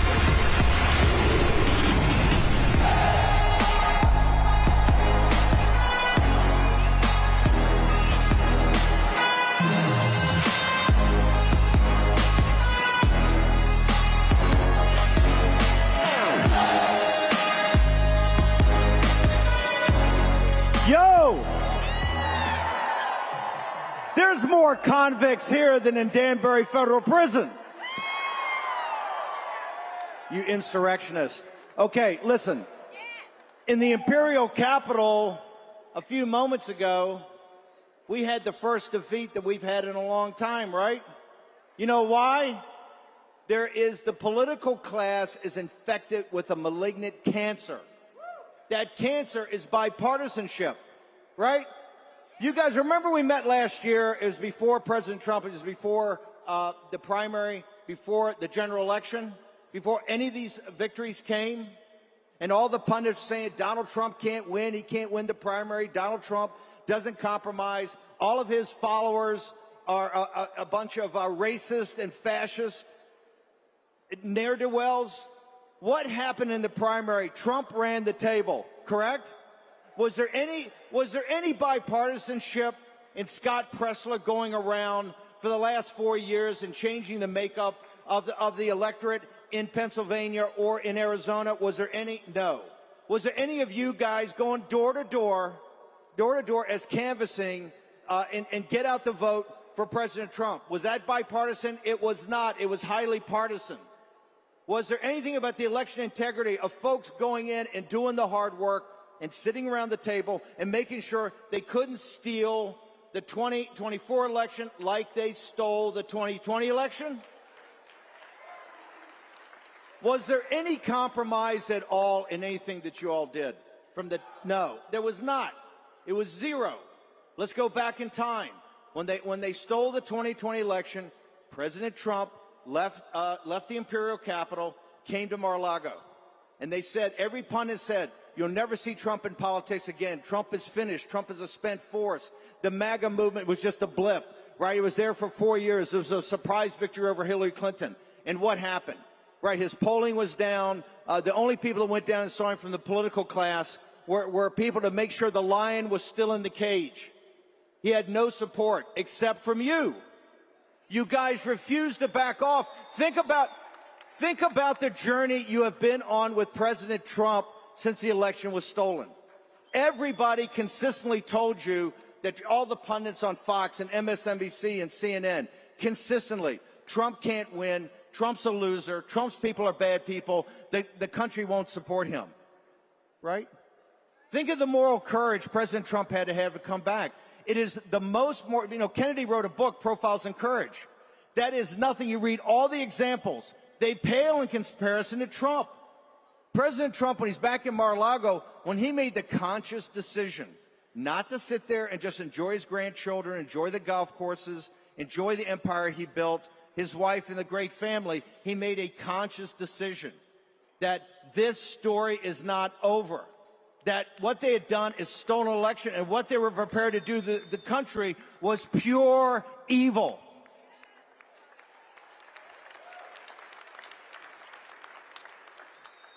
He knew what was ahead of him. He knew they were going to try to bankrupt him. He knew that they were going to try to destroy his family. He knew that they were going to come after him with lawfare and try to put him in prison. All of that he understood when he made the decision that he would return. He would return and defeat them, win the primary against the Republican Party, and then defeat Joe Biden or whoever the puppets were, the puppet masters in back of Joe Biden.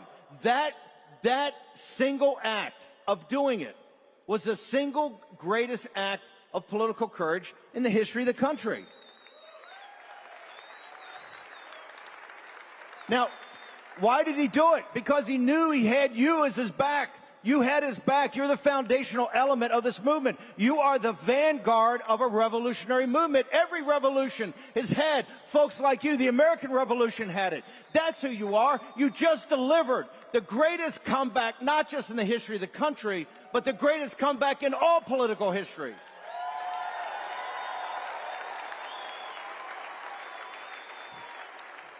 Do you understand your power? Do you understand it? I don't think so. You know what understands it? Wall Street understands it. The titans of Silicon Valley understand it. The political class in Washington, D.C. understand it, because every day they plot to defeat President Trump and therefore to defeat you.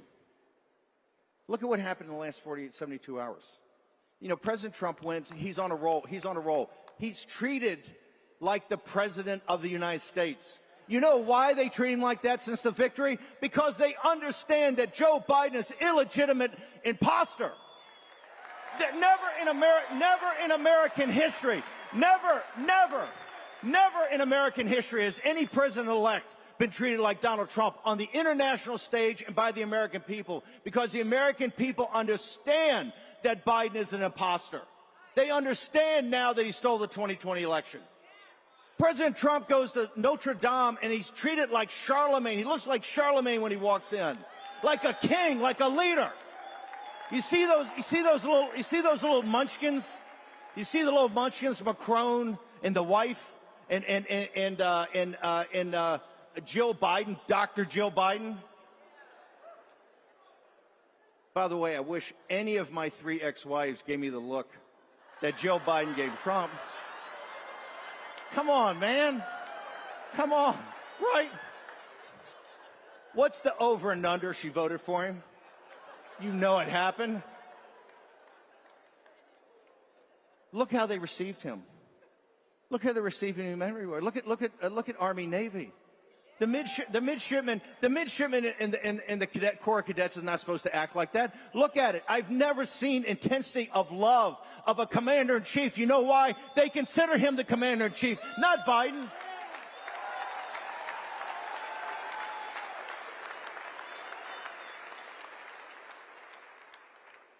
And why is that? Because of you. They understand, and as our message gets out, remember last year, people were doubting, had no earthly idea if he could do this. You didn't. And look at the message that you brought out. Going door to door. President Trump at the rallies. Right? Look at the coalition we've put together. African American men. Right? Hispanic families. Young men have voted overwhelmingly for President Trump. Part of that is the moral courage. But then at Butler, you merge moral courage with physical courage. You have a unique leader in this country's history we haven't had. President Trump, I just said, President Trump's not particularly churchy, right? But I was there in 2016 when we were down by 12 points with 100 days. President Trump, divine providence works through Donald Trump as its instrument. Do you understand the odds against Trump winning in 2024 of what they did? You understand the long odds of this? It's like 1 billion to 1. Go back and look at all the pundits. They dismissed it. They laughed at it. And then we have a victory. You got Notre Dame. You got President Trump going to the New York Stock Exchange. Look at the photo on Time Magazine, the power shot of him up there, right? He rings the bell. The animal spirits have been unleashed. Corporate America and the entrepreneurs say, yes, we finally got a guy back here who they fought every step of the way. Now they're all down there like little supplicants. Here's my $1 million check, right? In Mar-a-Lago. And then we get to Washington, D.C., the imperial capital. And it's not about any one person. Clearly, Johnson's not up to the task, and he's got to go, right? He's got to go. Should Johnson be Speaker of the House? President Trump, these are your people. It's not just Johnson. Clearly, he has to go. He doesn't have that. He doesn't have what we call the right stuff, right? That combination of guts and moxie and savvy and toughness. What is the strength of our movement? It's resilience. What does Trump admire most? It's resilience. You can punch MAGA in the face, and they're going to get up off the canvas, and they're going to punch you back 3 times harder. This is what we've done.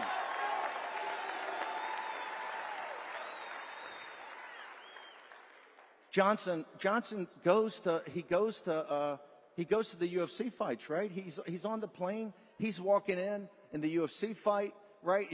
And when President Trump shows up the UFC fights, it's like the Roman Coliseum. I mean, this thing explodes, right? I mean, it's unbelievable. He's there. He's at the Army-Navy game, hanging in the box. He's always around. He's down Mar-a-Lago. Did he ever mention to President Trump? Did he ever mention to Vivek? Did he ever mention to Elon? It's 1,500 pages of sellout to Hakeem Jeffries.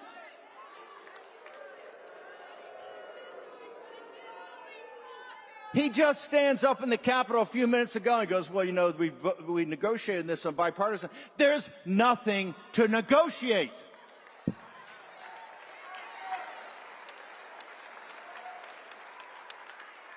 We don't need partisanship now. We need hyper-partisanship now. The conversation is over. President Trump came back from the political dead and on the shoulders of the most powerful populist movement in the history of the world, brought in every demographic, every ethnicity, every gender, in every part of the country, and won a landslide victory. All the battleground states, every demographic, and the popular vote. We have nothing else to discuss. It's only about the execution of President Trump's plan.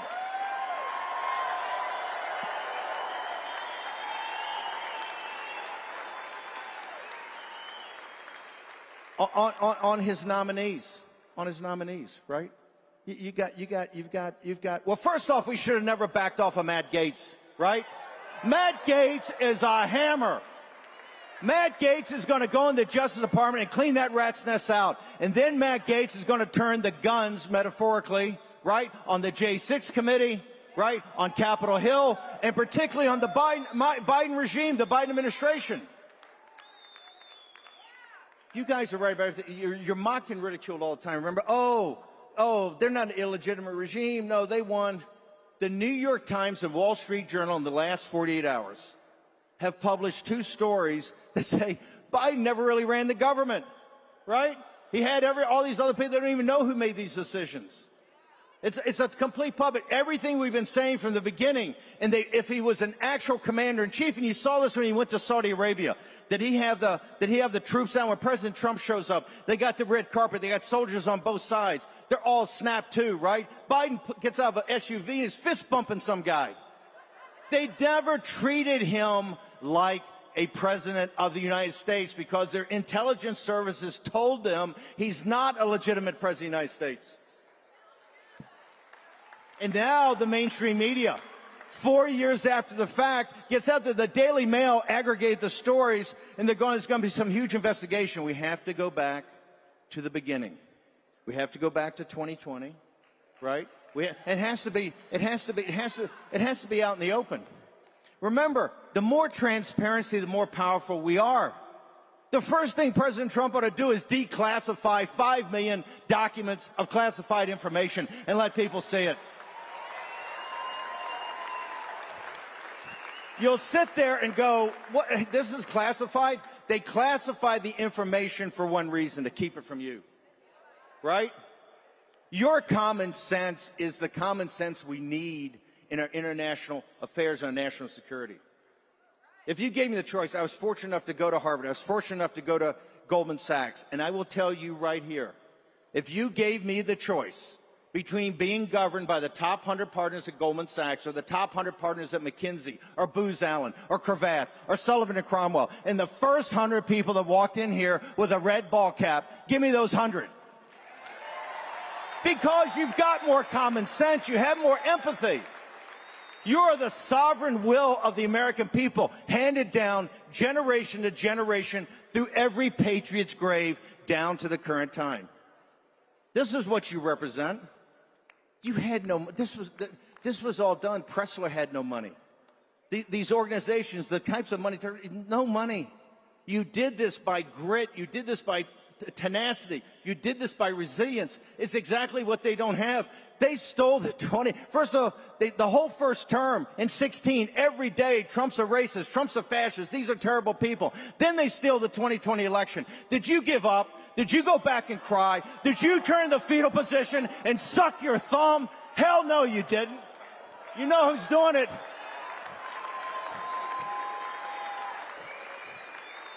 All we hear in the mainstream media is how they have to have quiet time. They got psychologists over at the State Department patting them on the head. They're too tired. There's no resistance because they can't take it anymore. Fuck you. We're going to go win.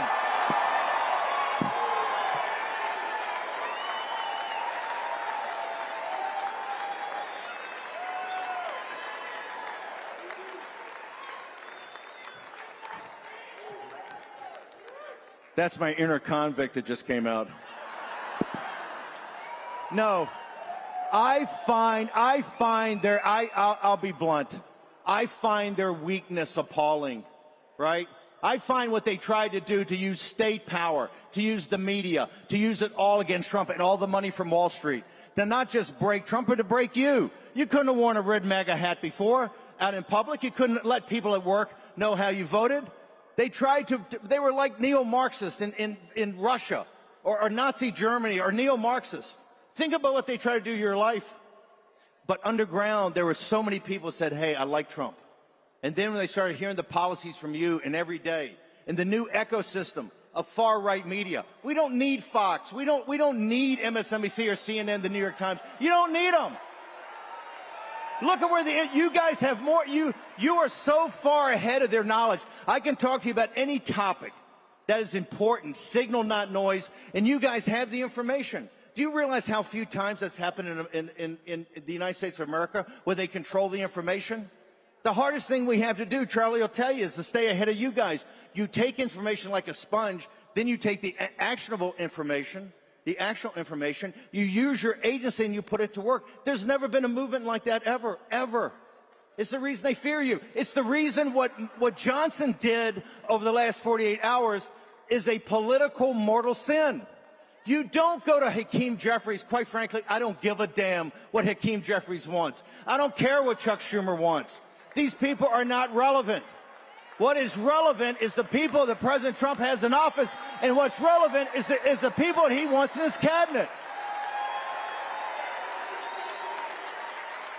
I don't care what they have to say about Pete Hegseth. I don't care what they have to say about Bobby Kennedy. I don't care what they have to say about Kash Patel. I do not care what they have to say about Tulsi Gabbard. President Trump took a bullet to the head, and 4 months later, won in a landslide. He gets the team he wants.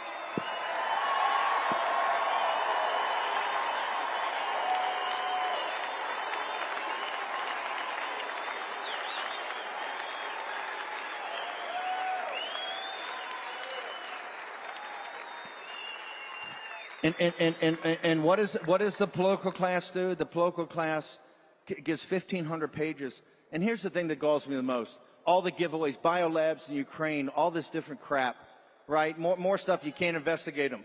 But the worst thing, and to show you what kind of people they are, they gave themselves a pay raise. They gave themselves a pay raise and hid it on page 900. Yo, dude, if you think you deserve the COLA you haven't been paid in 10 years, we're reasonable people. We're reasonable people. Just put it on the front cover, and we tell you, go screw yourself, okay? The 170, if the 173 is not good enough, I got a lot of folks here that'll go hit the bed and serve their country for $173,000 plus expenses, right? If it's not good enough, give it up. And then you got the seething anger, you know, the young guy that assassinated a guy, shot him in the, laid in wait, shot him in the back at point blank range. Not exactly an American tradition, right? It was like Robert Ford shot Wild Bill Hickok. The worst thing that happened in the American West, or one of the worst things that ever happened. He does it. That seething anger underneath it. So what do these guys do? I don't know. They opt out of Obamacare, the insurance program, in the dark of night. Because this is how the political class thinks. They don't think like you. They don't think like Trump. They think in a totally different, it's all politics. It's all this irrelevant nomenclature. They never get down to the thing itself. Think about it. President Trump, there's 3 big lines of work right now. One is to stop the forever wars, right? In Ukraine, go back to our show. I said on the evening on Ukraine, this thing's absurd, and they're never going to give up those Eastern-speaking territories or Crimea. We're 3 years later. Folks, there's 1 million dead and wounded Ukrainians. When I say wounded, I mean the no legs, no arms. 1 million. The Russians have 700,000, 1.7 million. And Ukraine, Eastern Ukraine's been destroyed. We've put $250 billion, $250 billion. And Biden every day is trying to send more arms, more weapons, strip our own military of everything to get it in there, right? And making it harder for President Trump to be able to negotiate. But I will tell you, when they gave Hunter Biden the pardon, and they went back to 1 January 2014, that's a signal, right? They know what they did in Ukraine.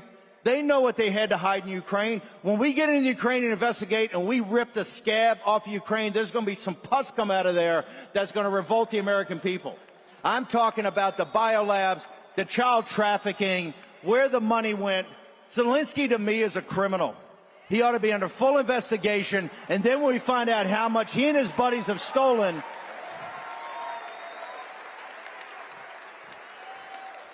you know who agrees with us? The people of Ukraine. He's only at 16%. If they held an election today, which he hadn't held, it'd be 16%. So President Trump's got the war in the Middle East. Now you've got against, telling Trump, you didn't know what you're doing. You didn't know what you're doing. The Persians are, what, a week, 2 weeks away from having nuclear-grade material to make a nuclear weapon? Didn't President Trump warn us about that? Didn't he stop that? So you got that situation. You have it with the Chinese in the South China Sea. Everything on this war to stop the kinetic part of it is a huge lift for President Trump, and all they do every day is make it worse, right? Then you look at the southern border.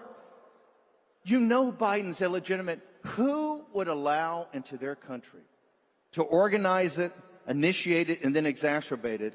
Who would allow 12 to 15 million illegal aliens into this country? And they did it to crush the African American and Hispanic citizens, low-skilled workers. They did it because they wanted those wages to go down to stop inflation. You notice they didn't do this to investment bankers. They didn't do this to lawyers.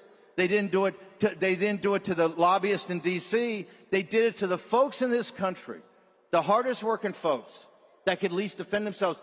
This is why the message of Donald Trump is resonating. This is why we won in the Rio Grande Valley. This is why we won in South Texas. This is why Trump can get 15,000 people in South Bronx. And if they weren't stealing votes two at a time with handfuls at a time, he would have won New York City. He would have won the boroughs. That's part of the Trump revolution. What we've done is a realignment like 1932, like FDR. There's nothing to stop us but ourselves. So let's talk about that. The biggest issue is the financial and economic, and particularly the debt. And this is what President Trump, he's got a plan. He's got these reconciliations, but you got to line everything up. You got Treasury, you got OMB, you got the work that Vivek and Elon are going to do at Doge, right, to deconstruct the administrative state and take it down, right? Right? The bond market, the global capital markets have taken out the government of the United Kingdom in the last year. And they're about to take out the Labour government. It's taken out the government in Germany. It's taken out the government in France. It's taken out the government in Canada. I think I've got pattern recognition here, right? It took out Biden. The inflation that was caused by the refinancing of his debt is why inflation didn't go away. President Trump has got to line them up. It's got to be a close-run thing. You got to be very organized and get on it. And it's going to be incredibly tough. This may be the hardest part at all. And what is Jay Powell's giving us another interest rate cut, but say on President Trump's watch, we're not going to give any, right? Janet Yellen is playing around with the balance sheet of the Treasury every day. They're playing games, whether it's the war, whether it's the debt, whether it's the border and illegal immigrants. They are playing games to make it harder for Trump. They just announced today they got 2,000 troops in Syria. How in the hell did that happen? Because they don't want Trump to be successful. In fact, they said it the other day, but when we relieved the watch in 17, we're sitting down there, we go through everywhere we are. Army, Navy, Marine Corps, Air Force, Special Forces, CIA paramilitary, 150 countries, 150,000 people. What in the hell are we doing, right? This is what President Trump's fighting against. This American empire that the framers of the Constitution, the founders of our nation, warned us about. Don't go overseas for monsters to slay, right? It's not that we don't have allies and we're a nation, we're going to have trading deals and be part of the world. We're not isolationists, but what we are not is globalist. And that's what you've got. You've got these radical globalists that have run this. What? They think because of what happened, this speed bump in the last 24 hours, they think they got Trump now. You watch. They think they got MAGA. It's far from it. Okay? When they say, we don't back down, okay? We don't back down, we double down, right? We don't retreat, we advance. And we don't surrender, we fight. And that is what's needed now more than ever. President Trump needs you to have his back because as hard as it's been for the last 4 years, as great as you have been, to be the vanguard, the cadre at the tip of the spear. The hardest work's ahead of us. You just saw this in the last 24 hours in D.C. They're going to chop block us every step of the way because your growth as a movement, your power as a movement, President Trump's becoming victorious and efficient and effective with Elon and all the great team he's bringing together. They understand that 2/3 to 75% of this country is MAGA. And they fear that. And they fear you.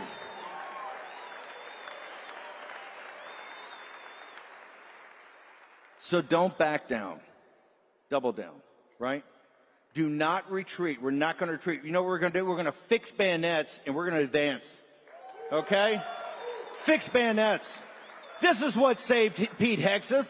This is what saved Kash Patel. When they tell you a guy like Pete Hegseth is not qualified, say screw yourself. He was qualified enough to fight for this country overseas. He's qualified to be in DOD and run it.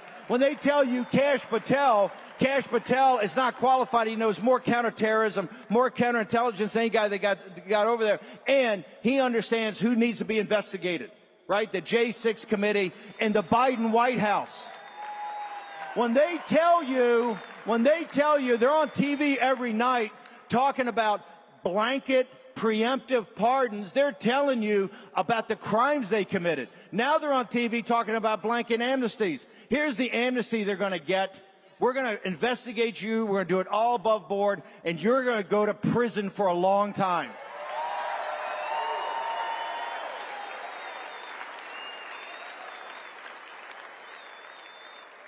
Somebody said President Trump's retribution and his success is going to be the golden age and coming back and great jobs and everything. And that's true, because President Trump's a kind-hearted man. President Trump's a good man. Okay? I'm not that kind-hearted, and I'm not that good. I want good old-fashioned Old Testament retribution, okay?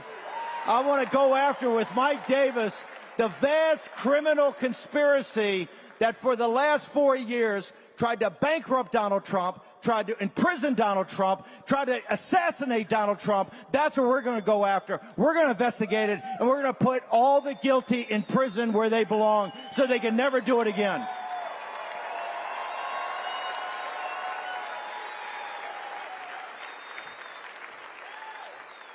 We got a huge fight in front of us, but I'd like who's on my side of the football, right? We got to have Trump's back. We got to fight every day. When in the Napoleonic Wars, they had this thing, Napoleon, very focused. And he had these, his top guys were called the Marshals of France, and there were 12 of them. Okay, and he had them in there one time. It's all confusing. And he said, hey, shut up, focus. When you set out to take Vienna, take Vienna. That's what we're going to do. Take the imperial capital. You guys are going to be ascended. We're going to get President Trump's program through. And one last thing. Trump 2028. MSNBC, fuck you.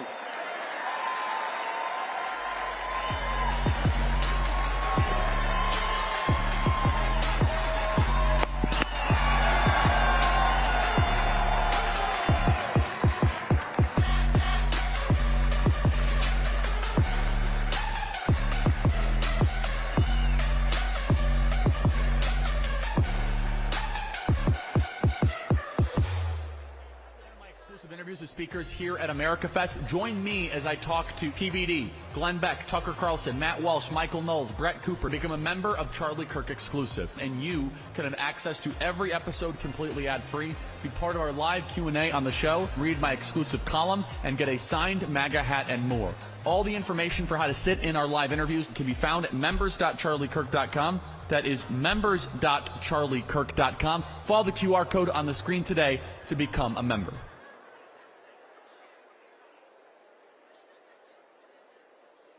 The executive vice president of the Trump Organization. Somebody who says what he wants to and stands by it. You've played a major role in helping to shape President Trump's cabinet. Donald Trump's eldest son has arrived. What's going on, Turning Point? It's awesome just to be able to see this many people, this motivated, because you're sick and tired of what's become of our country. We have an incredible opportunity. It's truly something that's epic. I'm looking forward to seeing it. We have to become unafraid. No matter who you are, you can be a part of this movement. Despite the overwhelming majority of the mainstream media and big tech going against my father, the American people spoke, and they spoke loudly.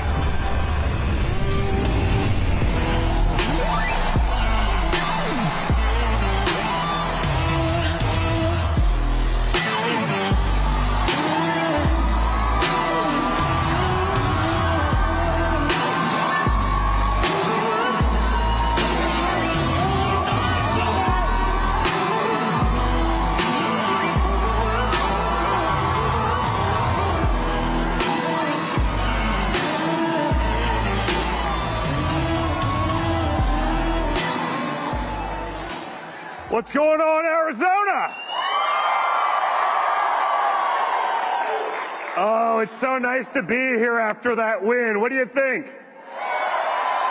Are you guys sick of winning yet? Are we ever going to get sick of winning? And guys, I love you too, sir. usually better if it's a woman, but, you know, whatever. It's 2024. It's fine. It's fine. Well, guys, I want to thank Steve, I guess, for that pre-endorsement for 2028. Kidding. I'm kidding. But guys, I want to thank all of you, most importantly, for all of the incredible work that we did this last election. It's because of you that we are here. Because not only in the last few months did you all become the media, when we got actual free speech back with the help of Elon and X and Truth Social, when we actually had a chance to level the playing field, we took away the advantage that they'd been playing on us for so long. I love watching it right now. You're watching the leftist meltdown because for the first time in arguably generations, they actually have to compete on a level playing field. Their ideas have to actually make sense. And I know that's implausible. I know they're not used to it. But they're actually revolting and quitting the game because it's not just being handed to them anymore. We're actually fighting it back, and that's because of you guys. If you watch what's happened in the last few weeks, we've taken that narrative away from the media. You look at what's happening in the confirmation process when you have an awesome, great patriot like Pete Hegseth, and the swamp and the media, they want to take him out. And guess what? They were doing it until we took control of the narrative, until we made the representatives that are there to represent us actually do that. And they were cheering it. They were going to take this guy out with anonymous sources. It didn't matter that the actual people that were in the room that were willing to put their name behind it were saying, this is nonsense. They were going to do it. And then all of you got involved, and you held the swamp accountable. So not only in the last few weeks did you all become the media, but you also became the government because you're able to finally hold your representatives accountable. They can't get away with it anymore, folks. You saw that in the last 48 hours when they tried jamming a 1,500-page CR down your throats with more pork than a pig farm. And in a few minutes, almost everyone knew what was in it. Far more than Congress, you're able to pick out the parts where disastrous. You're able to pick out the fraud, the bribes, the bullshit. And you were able to talk about it. And it died like that. We need to keep that up. For far too long, people have been made to be afraid of their media, of their governments, of their representatives. That time is over. This election was a mandate against that insanity. We won resoundingly because Americans want common sense back. And it has not been common at all for far too long.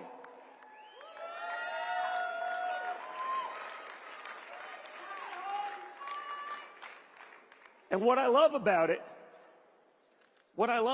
is it's happening at the perfect time. The fact that we went through hell, they tried putting my father through hell. I think I'm the most subpoenaed man in the history of America. The last 4 years, the lies, but the insurrection. I mean, the first unarmed insurrection in the history of the world. I mean,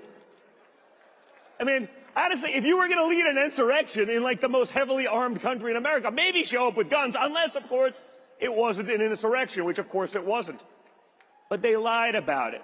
They weaponized it against the people. There are still people in prison who haven't had due process, who were marching through velvet ropes, taking selfies. They had no idea. It didn't matter. That ends now.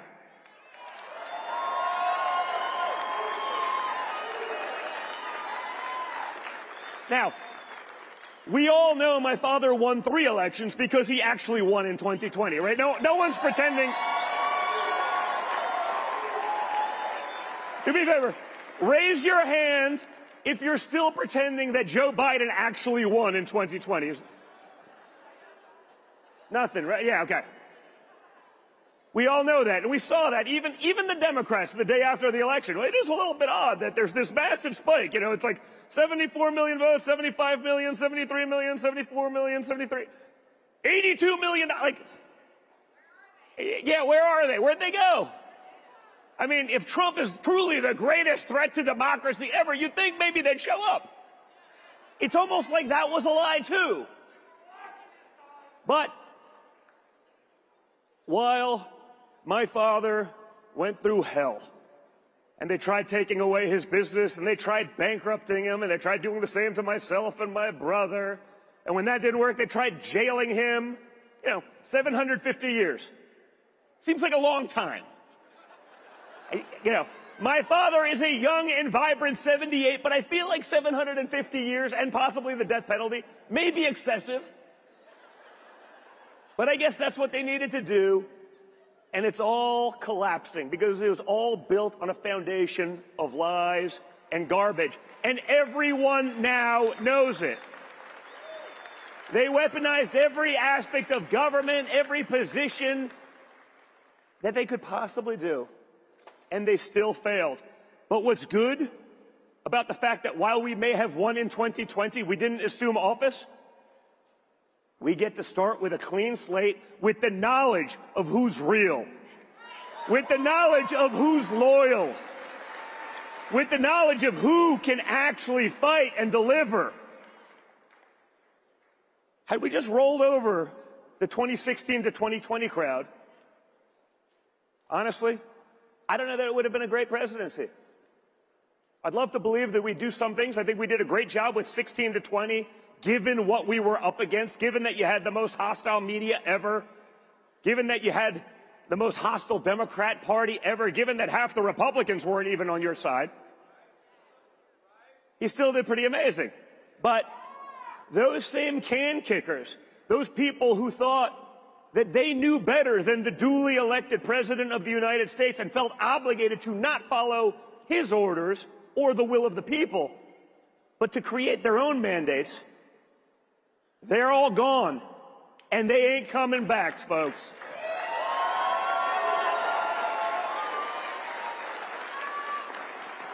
I know that because I've been in the room.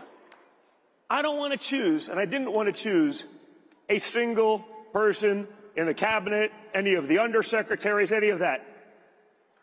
I wanted to make sure the bad guys didn't get in, and we did that. And that, to the swamp, to D.C., is the scariest thing ever. We have a chance to transform our government once and for all, to function as it was intended, to be of the people, for the people, and by the people.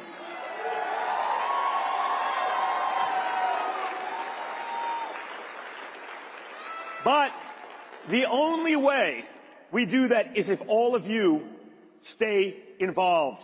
You stay in the game. You fight, fight, fight. If you guys show the same resolve that my father showed on July 13th when he took a bullet to the face but came back defiant, that American spirit, that resolve, that guts, that leadership, that willingness to stay in the game, to fight, to preserve our country, our freedoms for that next generation, if we all have that spirit, it's never going back, because when you look at the people we have in there now, we can create change. You look at what's going on. You look at the way we're able to now expose to the American people. You almost don't have to do anything. You just have to actually show the American people what they're getting for their money. What Elon Musk will be able to do with Doge. When Americans see that they've spent trillions of dollars for nothing on waste, so that a couple rich bureaucrats in D.C. and their buddies on the board of Raytheon can get rich. Once they see that, the Ponzi scheme is over, folks. It's gone. And you see that now, right? You see exactly, like it started like 2 or 3 days ago, right? You know exactly what they're doing because their playbook is so old. They have nothing. The media has lost all their power because no one's watching anymore. They've been lying to us for so long. They've taken such ridiculous positions that everyone knows exactly what's happening. So now they're trying to do, well, it's really the Elon Musk presidency. They're trying, like, they're arguing like kindergartners. Like, they're trying, like, it's like a childish fight. Like, my toddlers, when they were toddlers, used to do that to try to create a rift. And that's not going to happen, folks. Because my father's assembled a team that gets it. They know how to make it happen. Elon and Vivek with Doge. Bobby Kennedy at HHS. We got to fight hard for Tulsi at DNI because we need people that will handle and take on the intelligence communities. And we have to make sure that the weak, deep state, puppet Republicans who still seemingly work for the CIA, despite what the CIA has been trying to do to conservatives for the last 2 decades, hold them accountable. The same way we went after weak Republicans in the Senate who weren't going to confirm Pete Hegseth, like a guy that's won 2 Bronze Stars, a guy that's actually fought in wars, not like the Millies of the world. You know, they have medals. They have medals. It looks like, you know, the lineup of the North Korean dictators and the, you know, everyone, it's like medals, the entire suit. I'm like, you haven't won a war. You haven't won a war. I mean, I know you want to understand what, you know, white rage is all about. And you want to do your videos about prosthetic penile implants for trans soldiers at the VA. You know, I understand where your priorities are, but that's not where the priorities of the American people are. They have medals like this. Eisenhower, who won World War II, has like 2 little things. How about we let the war fighters be back in charge?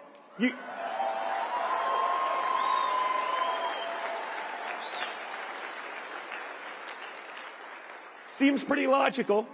Seems pretty logical. But I know it also works. Because when my father let the war fighters be in charge the last time, he let the guys on the ground, the door kickers, take on ISIS. And what happened? They were able to kill them. It's sort of nice. I got in trouble it was a couple years ago because I was talking about it. It may have been at Turning Point like a couple of years ago.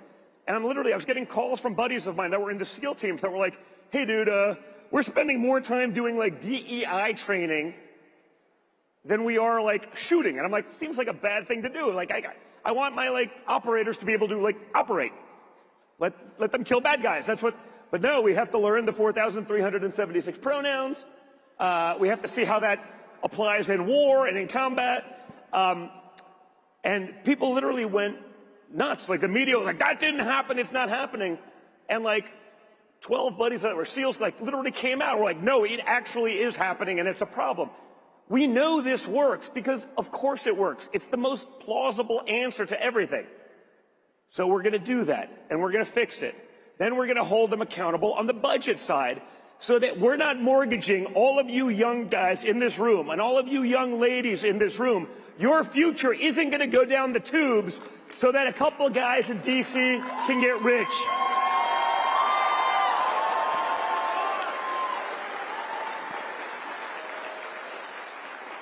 I've used the example before. Steve talked it about a little bit. We talked about Ukraine for the last 3 years. And to this day, Mitch McConnell will still tell you that Ukraine is the #1 priority for Republicans across the country. And I can assure you it is not. Because just being in this room alone tonight, I have spoken to more real Republicans than Mitch McConnell has in his 772-year tenure in the United States Senate.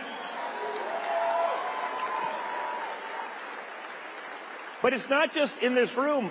For the last 3 years, since the war started, I have spoken in front of over 150,000 people. Not a huge room like this. Sometimes it's 300 people here, 700 people there, 5,000 people there. I have asked the question, is it a top 3 or top 10 issue in every one of those speeches I've given to every person in that room. And out of 150,000 people over 2.5, 3 years, exactly 4 people raised their hands that it was a top 10, possibly top 10 issue for them. No one was top 3. First gentleman, sir, it's top 10 issue what? Well, I am from the Kiev, Ukraine. I was like, okay, fine, I'm going to give you a pass. Next guy misunderstood the question. He thought it was a double negative, so he was actually on our side. Next guy worked at Raytheon. So I was like, okay, well, that's job security, of course. And the other guy was like, well, I worked there for like 15 years, so I'm like a 10.5. So basically zero Americans actually thought that it was a top 10 issue. And yet Senate Republicans were still trying to jam that down our throats to the tune of $250 billion. And by the way, that doesn't include the other $260 billion that the Pentagon lost. Just lost it. The same people, the same government that will audit you for a $601 Venmo account transfer can magically lose $250 billion. It's like, no problem. Right? The Pentagon will fail 7 audits. Doesn't matter. That ends.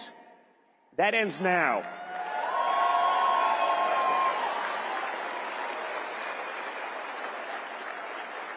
But again, while it's easy to sit back and celebrate some of these wins, we can never stop. Don't get lax.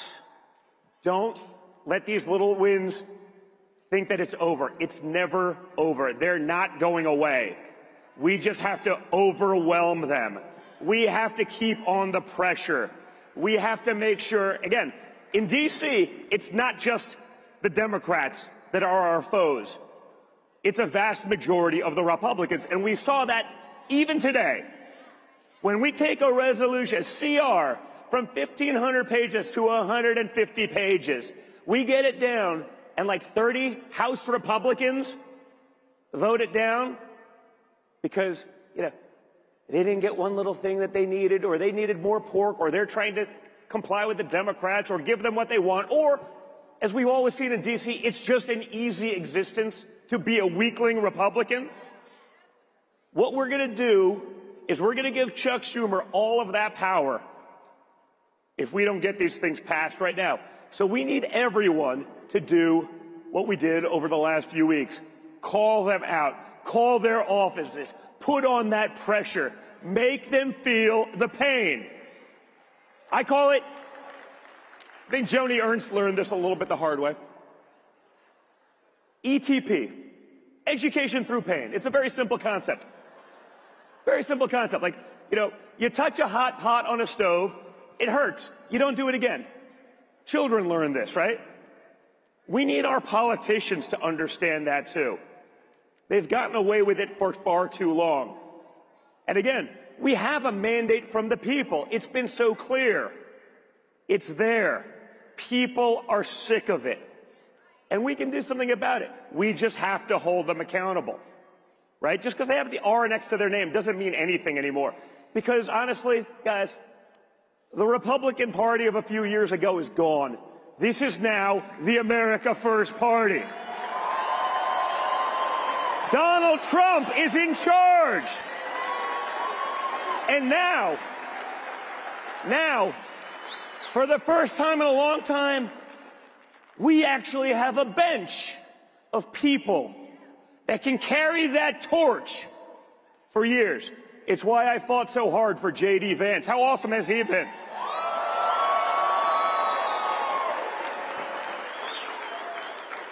For me, it's not about just having Trump and you get 4 years and you go back to the old ways. It's about having people who have the resolve, the stamina, the balls to keep fighting and to never give up. And now we actually have that bench. Now we have an America First Party that can go decades. We have to keep that going. And what's great, the best part of all of it, guys, is the Democrats don't get why they lost yet. They don't understand. It's amazing. I'm looking at the polls. Kamala Harris is leading in 2028. Please, God, make this happen. Remember when I said, I think I said it last year, all I want to see is the J.D. Vance, Kamala Harris, debate. We could maybe have it happen. It was just going to be for VP and VP. But after the coup, she took over. Shockingly, she wasn't the greatest candidate ever, despite what the media tried to say about her in a couple of weeks. But the Democrats are literally out there on TV celebrating. Who cares if you can't afford your groceries? 3-year-old children need to be getting gender-affirming care without parental consent. They don't get it. Their disdain for you, for hard-working Americans, is so palpable. The things they have said, the things they have done, the things that had you done, they'd be trying to throw you in the gulags for. It's all been exposed, and they still don't know why. Because they cannot get out of their vacuums. They don't understand that the inflation that they caused with the policies that failed for so long aren't great. So I welcome another Kamala Harris run. I welcome the radical policies, the leftist policies that everyone has seen through. I welcome them bringing that to the table again and again. And again, if we stay vigilant, and again, in some places we didn't do as good a job. There's no reason that Trump should do as well right here in Arizona, but we can't get a senator over the line in that same state. Okay? Same thing in Nevada. We need to stop pretending that Democrats are working across the aisle. And just listen to what they've been saying today. That's over. That's clear. We have to make sure we just get every possible seat forever. Okay? I love, because no, it gets harder. Hey, I get it, guys. Without Donald Trump at the top of the ticket, that gets harder. Okay? He's created a movement that hasn't existed in the history, perhaps of politics, certainly in American politics. But we need to keep that going, because if they take over this country, it's over. Now, again, with the team that we have assembled, with what we're going to be able to do, with what we're able to expose, I think we can create a generational shift. We have an opportunity that has never been presented in modern American history to actually fix things, to actually do things that are right and make sense and can win for our people. We have that mandate, but we cannot squander it with apathy. We cannot stop moving forward each and every day. We cannot take any rest. We cannot sit on our laurels. And most importantly, we cannot just sit back and hope that Republicans in office are going to do what they tell you on a daily basis. We saw that today. They know exactly what went on. Everyone saw what happened on November 5th. And yet it doesn't matter to them. And so for those people who aren't willing to get in line and do their job, which is to serve their constituents, we got to start primarying the hell out of these people.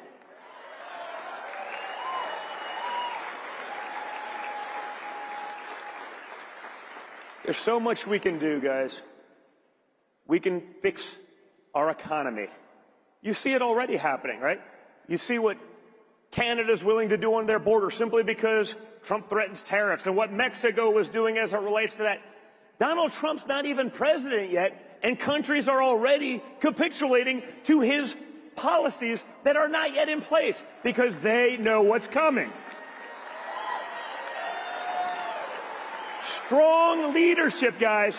Strong leadership is not just good for America. It's good for the world. It's not rocket science. When America, led by Joe Biden and Kamala Harris, did nothing other than exude weakness. Our enemies saw it. They capitalized on it. That's the nature of predation. That's a story as old as time. Once Daddy came home, it's a whole different world. It's a whole different attitude.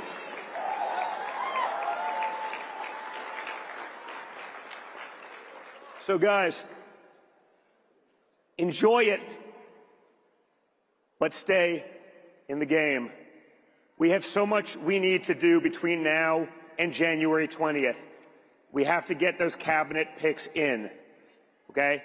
You see what they're trying to do. You know the playbook. You see what the media is trying to do to break up the relationship that my father has with Elon.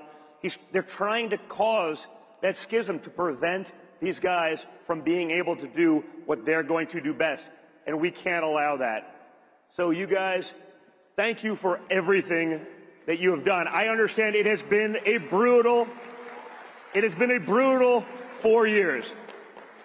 Not just because of those policies, but because of what they've tried to do to all of us, okay? My father isn't just the most resilient man in politics. How many times have they counted him out, right? I mean, when you talk about resilience, in 2015, there's no way he could possibly do anything, and he's going to get 0% in a Republican primary, then he wins. Then he has a 0% chance of getting Hillary Clinton. Then he gets in office, and you impeach him twice, and you put him up against that, and he still wins. And then January 6th happens, and now he's totally out. And then they try to ostracize him to the annals of history, and he comes back. And then XYZ candidate's definitely going to beat Trump in a primary, and he wins that again. He keeps winning because he's willing to fight. He's willing to stay in the game, right? And so many of you guys, because I remember when I first spoke to this crowd, the first equivalent of this for Turning Point, it was like 300 people in a room. And when I look at what's going on right here, it makes me so proud. Because I think Charlie said earlier today that I may be, other than him, maybe I've had the most Turning Point speaking opportunities of anyone around. And it just makes me so proud to see this movement grow, to see the youth vote come out. Because guess what, folks? For all you young people at Turning Point, for that next generation, the fact that you're here right now, it's so critical. It's so important. But we're winning. Think about it. We basically did 50% of the 18 to 29 vote this time around. That could have never been done without Turning Point, without Charlie, and without all of you guys. And when I saw this room 8 years ago, and it was like this section right here, and now I'm looking out, I can't even see the back of the room. It's spectacular. This is what it's all about. And guess what? You guys are that generation. You're the guys going to get stuck with this. I'm basically old as dirt at this point. Like, I can sit back and do nothing. You guys are going to inherit these things. So the fact that you're willing to fight for it is so awesome and so fundamentally critical. That's what America was founded on. That's what it's all about. So I want to thank all of you for getting in the game. I want to thank all of you for being unafraid. I'd say very few people understand the consequences of standing up to the nonsense, standing up to the swamp, standing up to big government, standing up to the mainstream media, standing up to big tech, standing up to the seemingly insurmountable obstacles that they've put up. But you guys did that. So many of you are day one. When I say day one, I don't just mean 2016. I mean also January 7th. The fact that you guys had the guts to stay through all of that is everything to me. And it means that the future of this country is in incredible hands because you are willing to fight like that. So guys, I want to thank all of you for everything that you do. God bless you. God bless Turning Point. God bless the United States of America. And don't ever, ever, ever give up. Fight, fight, fight, fight, fight. Love you guys.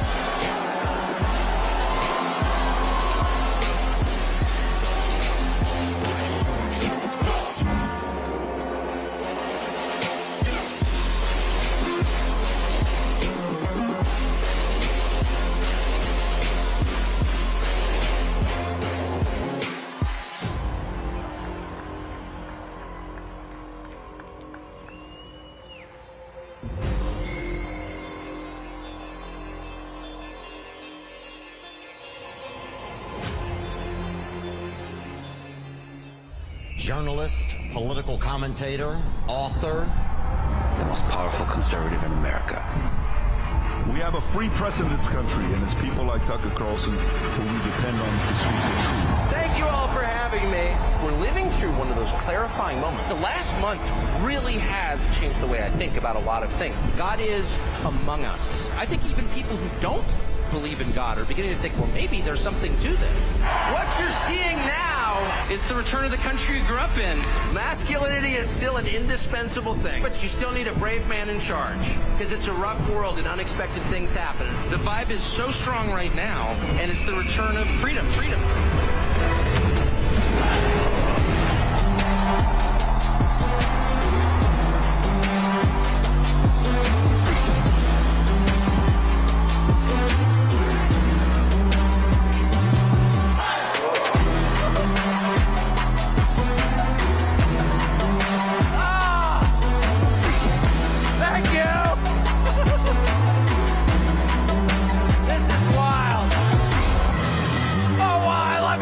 Thank you!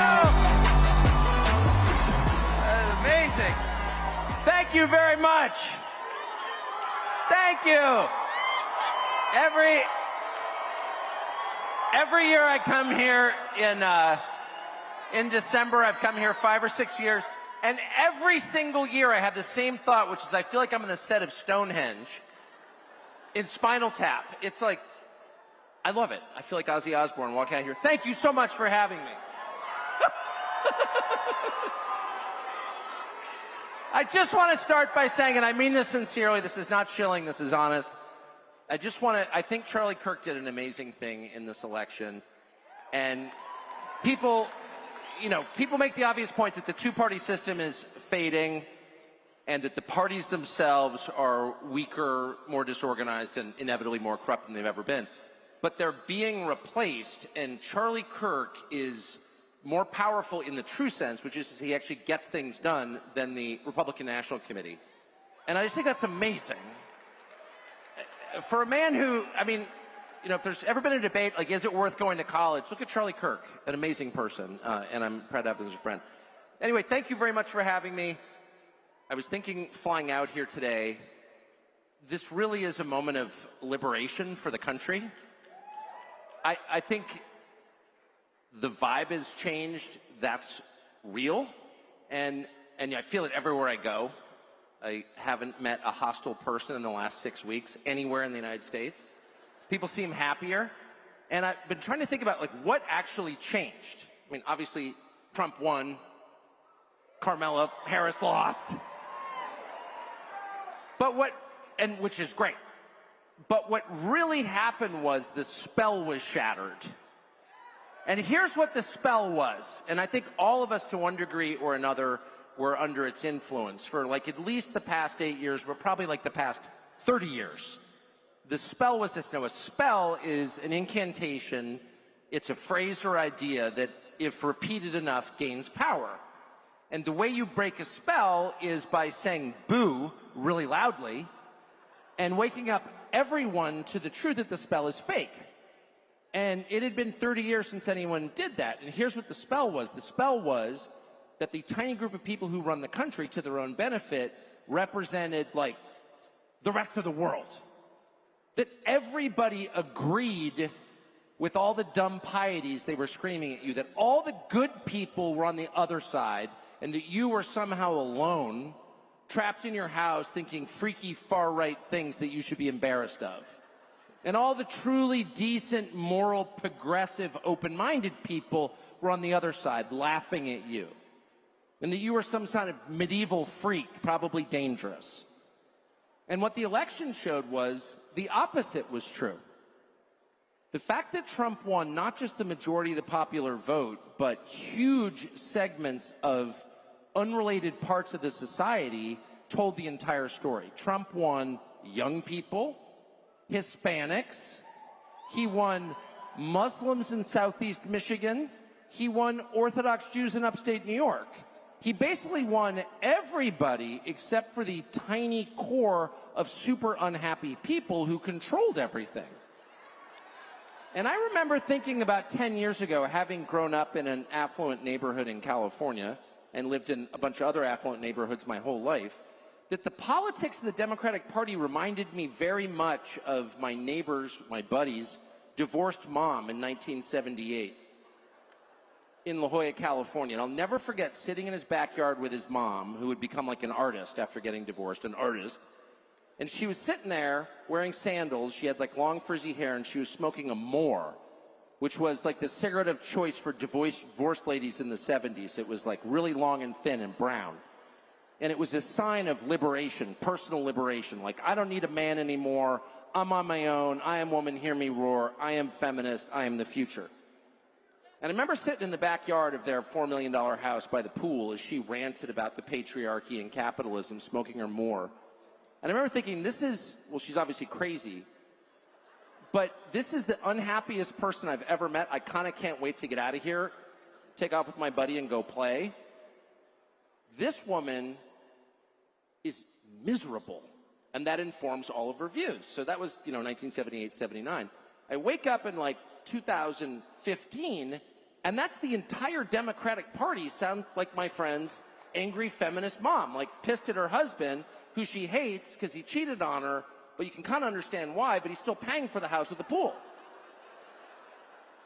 And I'm like, those politics, that very specific politics of affluent, unhappy people who have everything but really nothing inside at all, who've reached like the terminus, the end stage of consumer society, where you can't distract yourself or medicate yourself enough to avoid like the basic tragedy of your life, which is it has no meaning.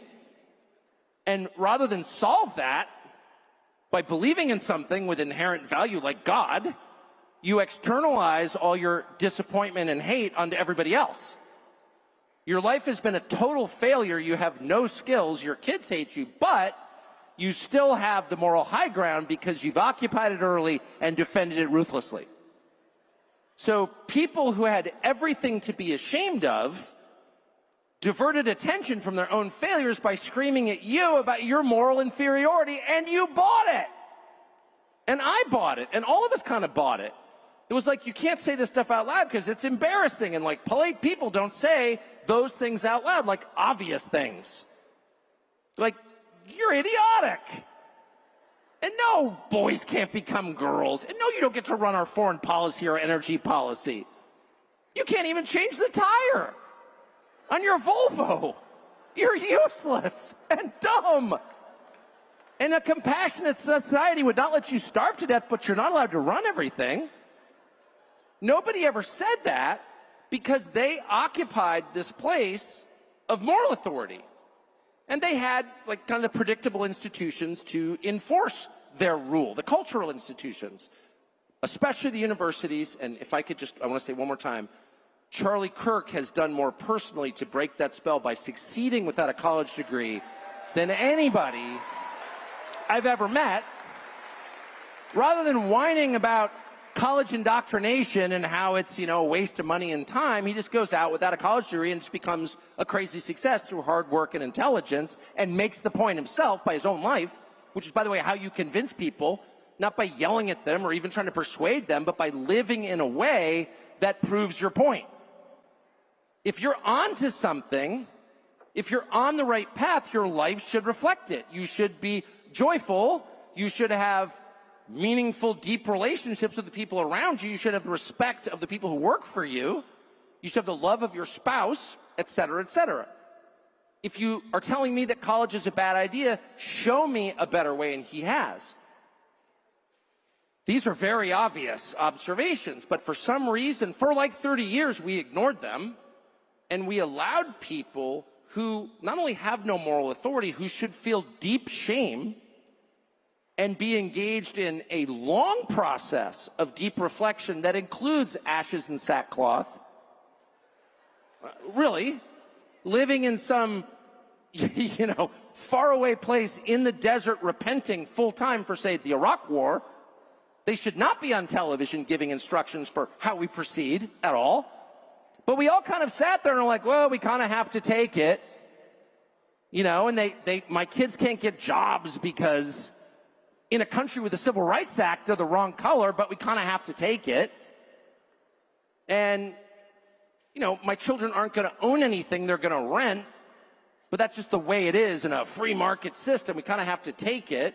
And by the way, the people who are doing all of this are, we will acknowledge, in some sense, better than we are. We call them the elites.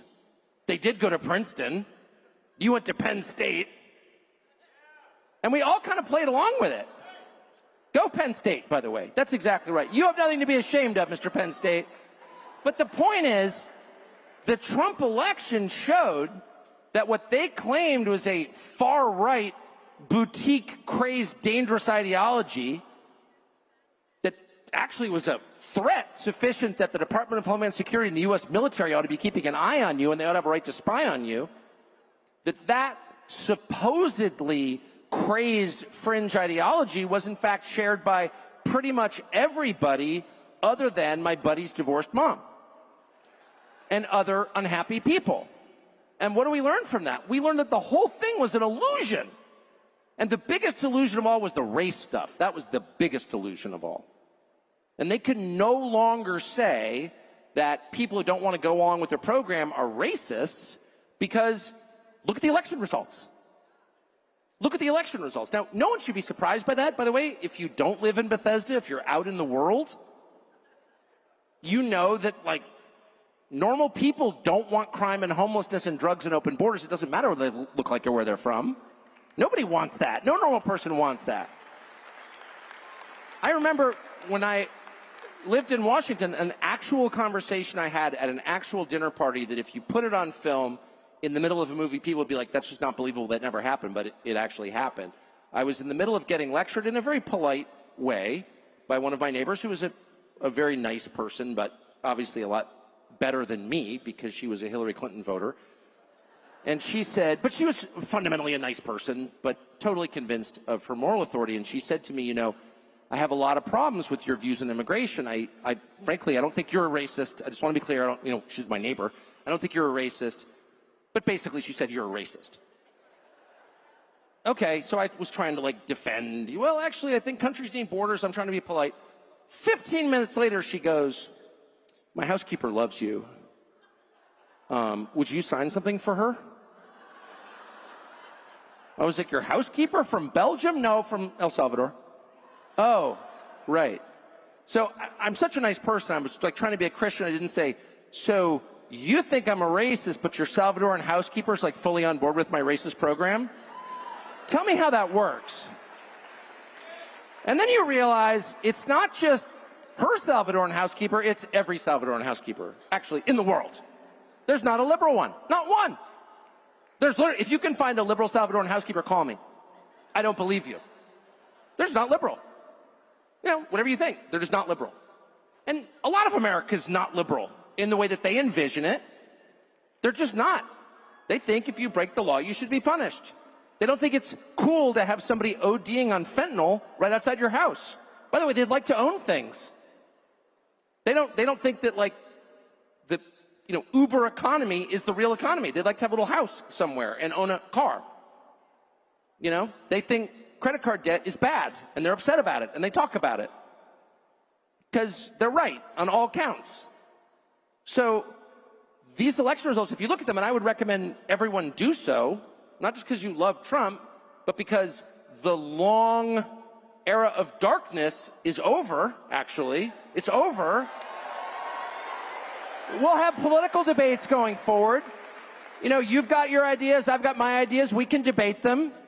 But I honestly don't think ever again in my lifetime will the richest people in the country be able to point a finger in your face and say, your position is too immoral to discuss, and if you keep talking, we're going to put you in jail. That has been their position. And they will never again get away with that. Ever. And if they think that boys can become girls and should compete on the swim team, that's fine. They're going to have to explain exactly how that works.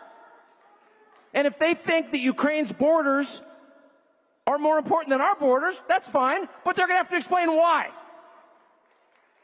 And if they think that it's okay for like 3 companies owned by their donors to buy up all the residential housing in the country and rent it back to you at a higher rate, they're going to have to tell you why that's a good idea. They can never again just do exactly what they want by waving away your concerns with an epithet. Shut up, racist won't work anymore.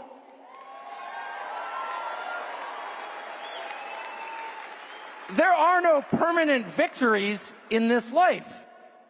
It doesn't mean that people who voted for Trump are going to get exactly what they want forever. You'd have to be a politician to make that promise, which I am not. That's a lie. But the era of no debate, shut up and obey, serf is over. It is over. So it is a lot harder if you run things to reason with people, to treat your population as citizens rather than slaves. It's a hassle. And someone like Kamala Harris, well, she wasn't capable of explaining what she thought or why. She wasn't capable of making an argument. By the way, I'm not attacking her. I always felt sorry for her. I did. I mean it. I never attacked Kamala. I'd make fun of Kamala Harris, in a kind of gentle, compassionate way. But she was a bystander to her own life.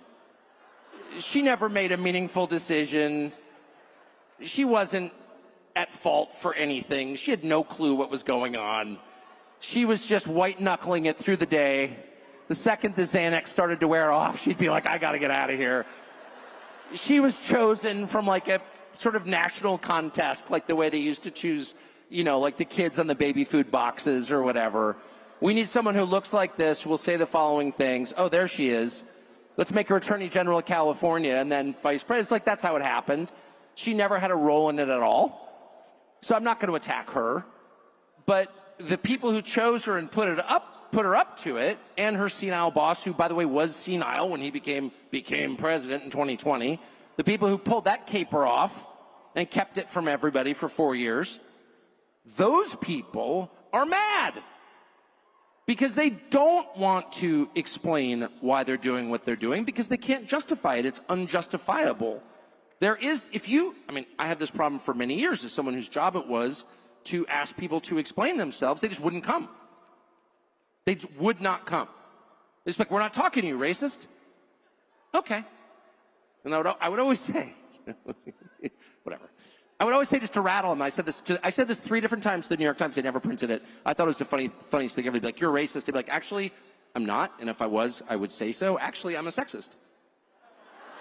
Which I thought was hilarious. I thought that was like the funniest line ever. It was on the record. They not one time printed it. And I always thought, if I was interviewing someone who's like, no, I'm actually a sexist, I'd be like, wow, that's a headline. They never ran that. Because they didn't care. They didn't care if I was a racist or a sexist or a Martian or a transcendental meditation enthusiast. It didn't matter. None of it mattered. The point was, shut up. Shut up. And if you don't shut up, it drives them completely bonkers because they have no plan B. If you don't shut up, they have to explain themselves and justify, like, was Hunter Biden like a energy expert? How much did he know about natural gas? Like, what was that? And Joe Biden, how did you get a credit card company to pay for your house? Shut up, racist! There are just a lot of unanswerable questions. Why do we have biolabs in Ukraine? That's kind of weird, right? Of all the nations of the world, if you're looking for people to run biolabs and do gene editing, would you pick Ukraine, the poorest and most corrupt country in Europe? I don't think so. You'd probably go to Geneva, wouldn't you? Or Liechtenstein? I think I would. You go to Ukraine? What is that? Shut up, racist! I still don't know the answer, though I have some guesses. But the point is, it's a massive threat when the population decides not to shut up and just politely insist on answers. And so at that point, you're stuck with very few options because you can't answer the question. And anyone who's been a teenager knows the feeling of being cross-examined by, a grouchy parent. Like, what is the answer? The whole front of the car is stoved in, like, how'd that happen? You don't really have an answer, right? So what are they going to do about it? Well, they have about a month. And I don't want to make anybody paranoid, but I don't think you can overstate how profound this is. It's not even about Donald Trump. Oh, it is about Donald Trump, of course. and his policies and the people he's going to appoint, but it's bigger than that. It's about a population that feels free to demand answers from people who've effectively been oppressing them for decades. And they're afraid. Now, by the way, you know, I think certain people should be afraid. I think Tony Fauci should be afraid, actually. You fund the creation of the COVID virus. You know you're doing it. You're committing Frankenstein research with American tax dollars in a Chinese military biolab. You know that COVID is out. It escaped from the lab in August of 2019. Within a short period, you know this. You don't tell anybody about it. You're responsible for the creation of this virus. You know that with the Chinese military. And somehow you get to boss the country around. You get to exert more power than any single citizen in the history of the United States. And then at the end of that, once you've been exposed as a criminal, you get Secret Service protection at taxpayer expense and a sinecure at Georgetown because you're a hero and anyone who asks questions is a danger to you. We need to correct some misconceptions there, okay? But in general, I would say Trump voters, like Trump himself, are really forgiving people. They don't seek revenge. They seek some measure of justice because the human heart longs for justice, but they don't seek to grind their enemies under their feet. That's what the left does. Most of these people are Christians anyway. They believe in forgiveness. So I actually don't think Kamala Harris faces a prison term. And I don't want Kamala Harris to go to prison. I would like Kamala Harris to get a legitimate job for the first time in her life. Unlikely, has no skills. Whatever. I have a lot of hopes. But it doesn't matter. The people who've been running things are absolutely paranoid and afraid. And it's not just Democrats, by the way. It's Mitch McConnell in the Senate. It's a number of Republican senators who have collaborated with the regime for years, many, many years, and they are really afraid. And the main thing they're afraid of is disclosure. The system operates on secrecy. And again, anyone who has been a teenager, or anyone who is male, I'll just say that, understands that secrecy is 100% a marker for sin. As distinct from privacy, by the way, we have, doors on bedrooms and bathrooms. Privacy is great. We have no privacy. They have secrecy. So secrecy allows people to do things which, if known, they could not do. Evil thrives in darkness. We know this. And so the whole system is set up to keep you from knowing what they're doing. And they use classification laws in order to do that. And they fear that if Donald Trump's appointments go through and Donald Trump's people get in charge of the government and get control of the levers, that they will reveal to the country what has been happening, well, to be precise about it, for about 61 years since whatever, or 63 years, I guess. Well, exactly. And then subsequent to that, what exactly has been going on? And so, by the way, I just want to pause and say, you will know that reform is coming, that corruption is in retreat. You will know that things have a chance of getting better when Tulsi Gabbard is confirmed as Director of National Intelligence. And why will you know that? Why is that a critical appointment? It's not just because you like Tulsi Gabbard, agree with her. Even if you dislike Tulsi Gabbard and disagree with Tulsi Gabbard, don't like her.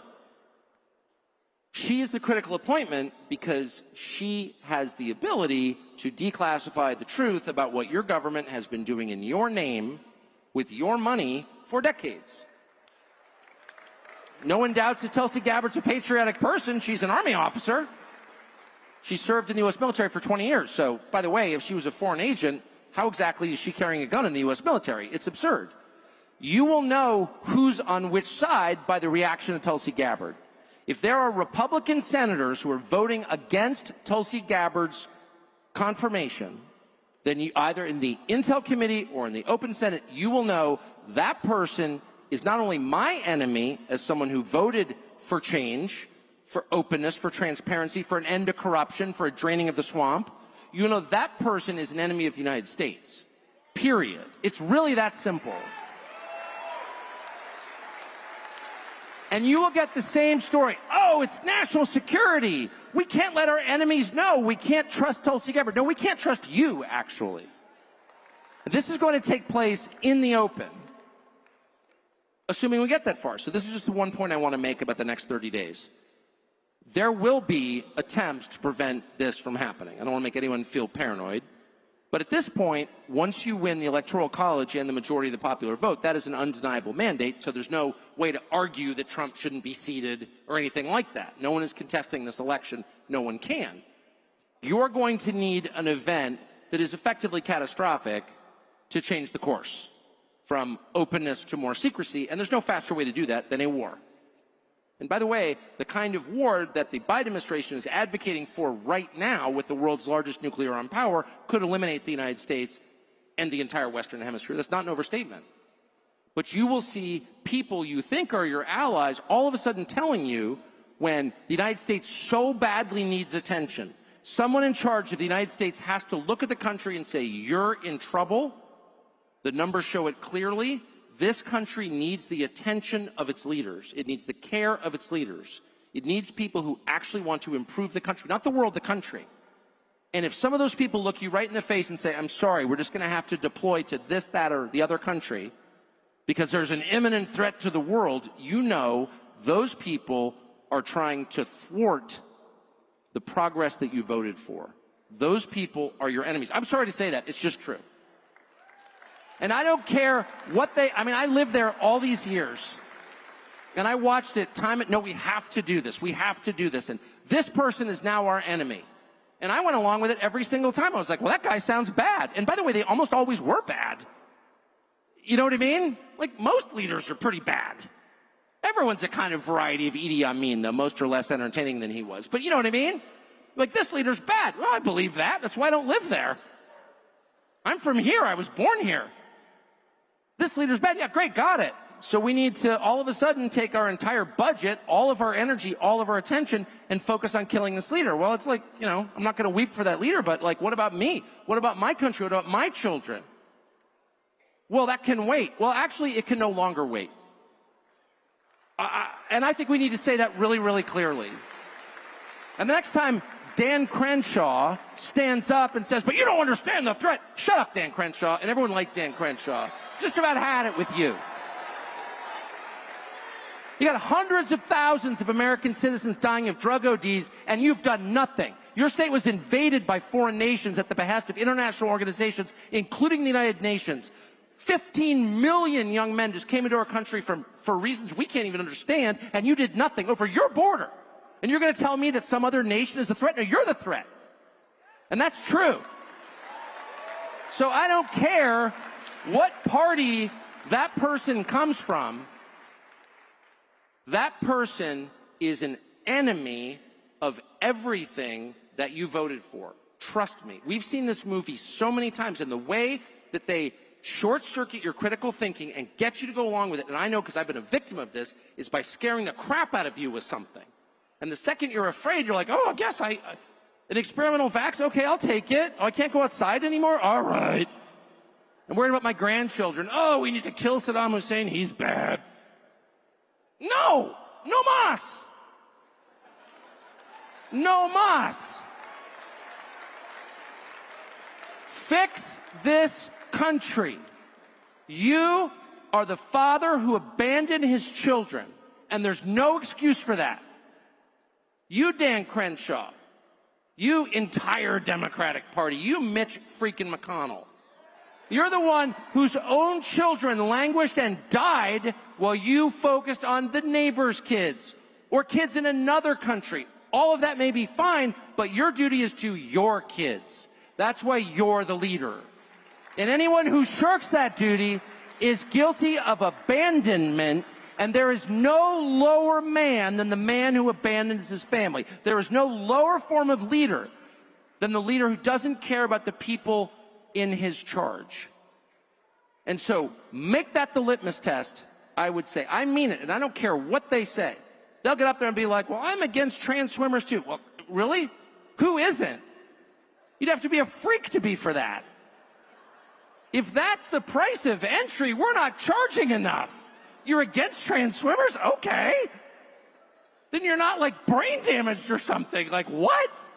Of course you're against trans swimmers. Swimming with girls. I mean, obviously. Demand more.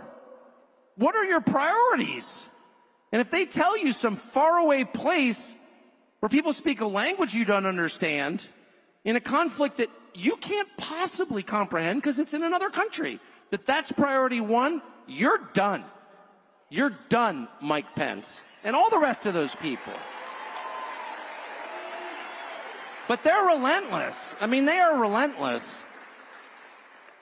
I mean, it is basically everybody. And I just want to, I don't know if Don was just up here before me. I was, of course, chatting like a magpie backstage, so I didn't hear it. But he is really this, my personal view is smartest guy in that whole orbit and really feels it. You know, didn't learn his politics from a book or from Twitter, but actually feels it. And he always says, when you deal with politicians, it's the politics of pain. They don't understand anything else. It's not how you deal with normal people. And if you're a decent human being, you don't get people to respond to you by threatening them, because that's sick. You don't beat your dog. You don't threaten to, smack your kids until they obey you. That's grotesque. You can convince people with love and by example. Unfortunately, that's not how you deal with politicians. They just don't respond that way. They're a different kind of organism. You really have to tell them, I'm sorry, get with the program or you can't get elected again. Because that's the only thing you care about, because you're weird. And that has to be a baseline demand. Dan Crenshaw cannot be a congressman again. You just can't. It's just too insulting. Oh. Anyway, I'm going to just stop because I could go on my rants, but I want to take a couple questions. Well, I love you too. I can't even see you. I'm going to take a quick out break and take your questions. Yes, sir. Do you know your questions? Can I sign? I'm not qualified to sign your hats. I'm left-handed and dyslexic. Okay, hold on. This man right here. You're gonna do great. The question is Ben Shapiro or Candace Owens.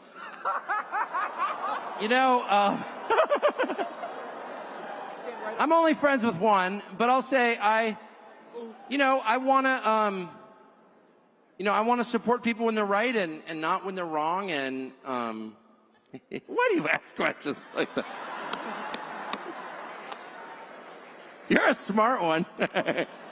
I'll tell you, I'll just be clear on this.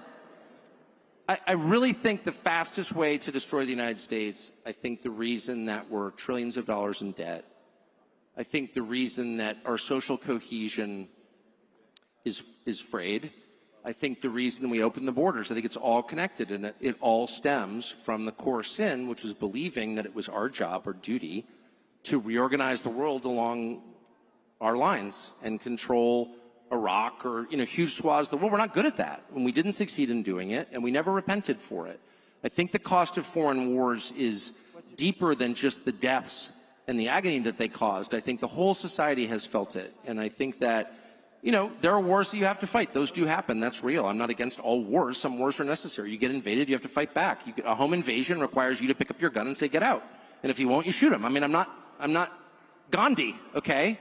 But a war of choice for the profit of a few and to satisfy the completely ridiculous theories of AEI and all these other absurd think tanks in Washington, those are really immoral.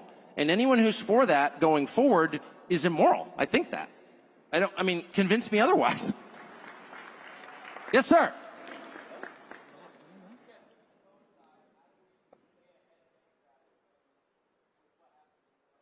So legacy media is obviously collapsing, and I just think we should take a moment of silence, really, to reflect inwardly at the joy. Like, there are moments, a child is born for the first time, your first kiss, asking the woman you love to marry you, MSNBC and CNN dying, like they're all kind of connected. So we should, before we move on to like what's next, we should just appreciate how great that is. And they're not dying, they committed suicide through lying, which is, by the way, suicidal. If you're in the trust business and you can't stop lying, you've killed yourself. But what comes next? Well, I think what we have. I mean, I think that X is an amazing thing, you know? There are probably downsides, but I think the massive upside is it's basically uncensored. I think podcasts are amazing. I can't even believe it's happening. I worked in television where we thought no one would pay attention for more than 4.5 minutes, and then we had to go sell prostate cures or gold scams, and it turns out people wanted like 3 hours. I mean, what?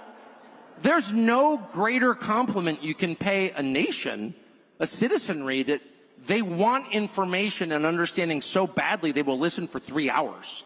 That's incredible. It makes me feel great about America, grateful to Joe Rogan for basically creating the genre. When everyone laughed at him, including me, I never said it to his face, but I was like, Joe Rogan, really? He thinks people are going to listen for 3 hours?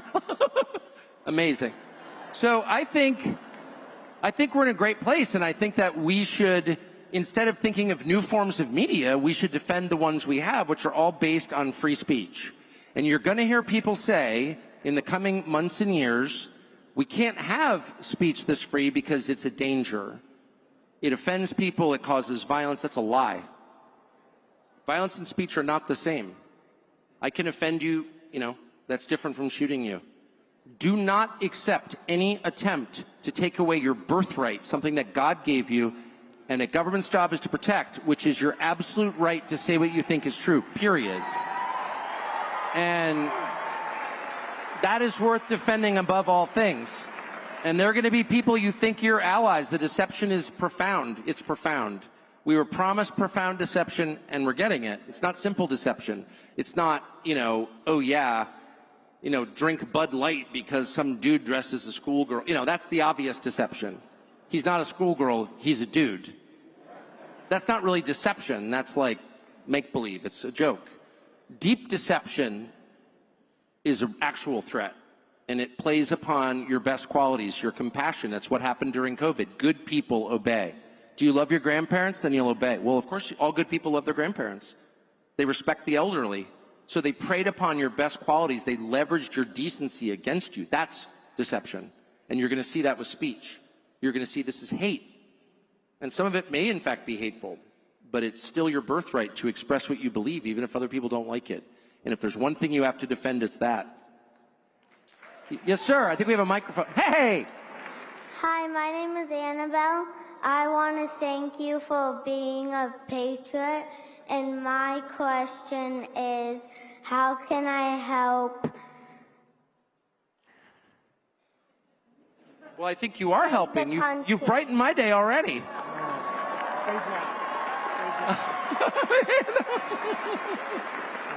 Yeah, I mean, I don't know. Every time, maybe because I have a lot of children, but every time I see like a bright-eyed, cheerful child speaking directly, you know, it lifts my spirits. It compensates for a lot of bad things that I see. So that's way more important than any speech given in the Senate, as far as I'm concerned. Thank you. Awesome. Great job. Thank you. These people have microphones. Yes, sir. So if we have time. Oh, microphone. Sorry. Oh, me? Hi, Tucker. My name is Joshua, and I'm happy that I get to ask you a question at AMFEST for the second time. I just wanted to ask your thoughts about conservatives running away from the issue of abortion and caving on the right to life. I fear that by avoiding this issue, it will result in the GOP eventually being a pro-choice party, which will result in the GOP becoming a less conservative party, since without the right to life, all other rights are meaningless. I just wanted to get your thoughts on that. Well, there's this super interesting phenomenon that I've noticed in my own life, and it's described in some detail in the New Testament, which is the outcome is actually the opposite of what you expect. You know, the meek inherit the earth.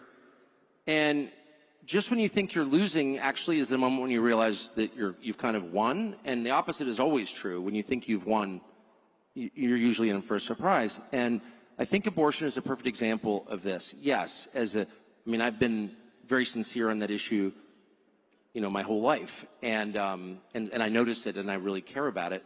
I have a child who was born on January 22nd, which is the anniversary of Roe v. Wade, so it was like, you know.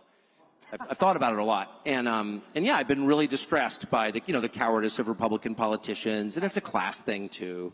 It's like rich people don't want to talk about the social issues. Well, the social issues are the only issues that matter. Like what? Whether people live or die and how my family does, that's a social issue. That doesn't matter. Not as important as GDP and war. Oh, shut up. It's all that matters are the social issues, because socialization is the only thing that I care about as other people. Anyway, but they're very embarrassed of those, and those are considered like redneck issues or religious people issues. But the truth is, I think every single person in the country knows that abortion is at best a real tragedy, and at worst what was clearly a form of human sacrifice. That's why they had an abortion van outside the Democratic convention. I don't really think anybody sincerely shouts their abortion with joy. I think everybody knows that the cascading effects of that, never leave, and it's like the true tragedy. Taking of life is always the greatest tragedy. And I actually think the time is right to just say that out loud. This is the opposite of liberation, speaking of deception. The main thing that most people want, I mean, there's surveys in this, but we don't need surveys. We know this is children. I mean, that is the only real measure of wealth, is children. And anyone who's against children, making it harder for you to have them, making it easier for you not to have them, is the enemy of you and of humanity itself, is pro-death. And I just don't think in the end that wins. And I think everyone secretly knows it. And I think the hysteria and the extremism of the abortion people is testament to that. It's like when you know you're wrong, you get louder and more hysterical, right? And so I actually think it's become super obvious. They can't even, by the way, I felt like 30 years ago under Clinton, they had a pretty good formula for justifying abortion. They were like, well, it's safe, legal, and rare, and it's a tragedy when a 14-year-old gets raped. And I was like, well, that's for sure. It's a tragedy. And because it's so tragic, you need an abortion. Now they're like, no, you want to do something good for America? Kill your kid. Well, that's just Mayan at that point. I mean, that's just, you know what I mean? That's Canaanite. That's just human sacrifice. And they're just saying it. So I do think it divides the country into people who sort of know that and it's obvious, and then people who embrace it. And, it's sad, but they're probably not going to be on your side. So I actually think the recognition that human life is the most important thing is dawning on people, and that I'm not even Catholic, and I agree that war, euthanasia, abortion, killing people, it's just bad. And anyone who's enthusiastic about killing people is scary. And the last thing I'll say is the one thing I am worried about is euthanasia, which is the state murder of its citizens. And I think the economic incentives are really powerful for the state to want to do that. As healthcare costs rise, as depression rises, which I think is one of the byproducts of prescription drug use, SSRIs actually have not lowered the suicide rate, they've increased it, et cetera, et cetera. That's all getting very obvious, and it's super expensive, and how do you pay for it? Well, Canada's just like, we'll just kill you. Make it very hard to get your knee replaced, make it very easy to die. And I'm very concerned that's coming here. And you don't have to be Catholic or even Christian to see that as totally evil. And I hope, and I will demand, to the extent I have any control, that the Republican Party says no to that immediately. People are not objects. They're not animals. You can't slaughter them. They have souls. And just because you're expensive and inconvenient doesn't make you human. We reject slavery because we embrace the humanity of every person. That's why we're against slavery, because we recognize that people are human beings with souls created by God. And anyone who says you can just kill them when they get in the way, whether it's in Ukraine or an abortion clinic or in a euthanasia lab, is evil. And I don't care if they claim that it's liberation. It's not. It's the darkest thing. It's murder. So, whatever. But I fully expect the people who told you that you had to relinquish the Bill of Rights in favor of protecting old people will be the very first to say we need to kill all the old people because they're too expensive. Yes, sir. This will be the last question of the night. Oh, man, I'm just getting rolling now. I hope you'll like my question. So, hi, Tucker. My name's Jake. I just want to say I named my dog after you. So, thanks for that. You know what? I take that as a dog man. I take that as a high compliment. So, thank you. I love your laugh too. So, My question is about nicotine. Yeah. So I see your little packet. I don't know if that's Zyn or Alp, but from what I hear, nicotine comes with a bunch of benefits, increasing testosterone. Love that. So it's my 16th birthday today, and they say you should be 21, 18, 25. When did you start taking nicotine, and when would you recommend taking nicotine? Who comes up with these questions? You're trying to get me in trouble. So let me just be clear. There are laws about this.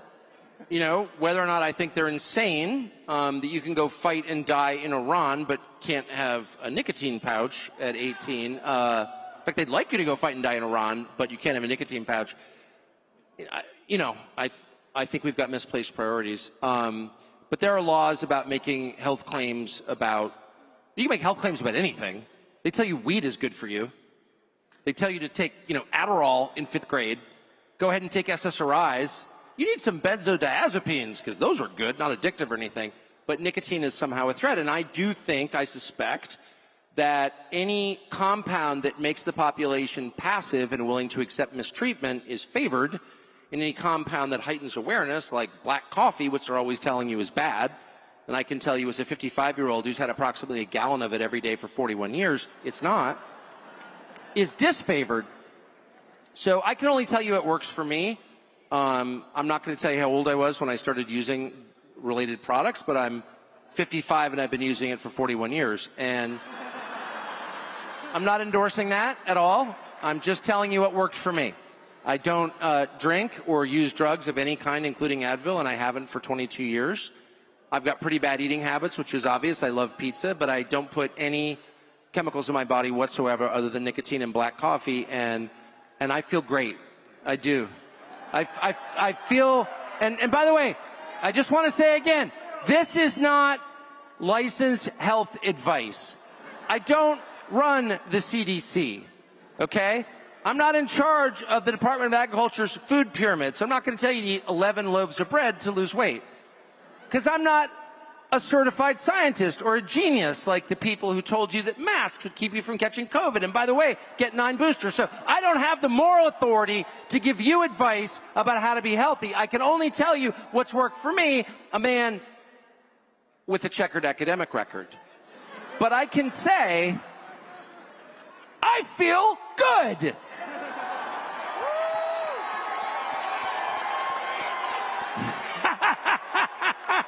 I'll take one more question. Sorry.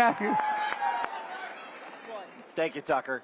Follow-up question for my 22 question to you. Unfortunately, here in State 48, the psychopathic overlords in our establishment class continue to steal our voices and our votes. It happened in California. It happened in 4 different Senate races. As ground forces on the field, we fight every day, mostly against the gelded, old, pathetic GOP. Yes. But what would you suggest we, the people, do to reestablish our rights to choose our servants? Thank you, sir. I mean, I think there are a couple things. The first thing you can do is make it known that non-citizens cannot be counted in the census to apportion congressional seats. That is totally, well, it's unconstitutional, but more to the point, it defeats the basic premise of democracy, which is that citizens run their own country. It's self-government, right?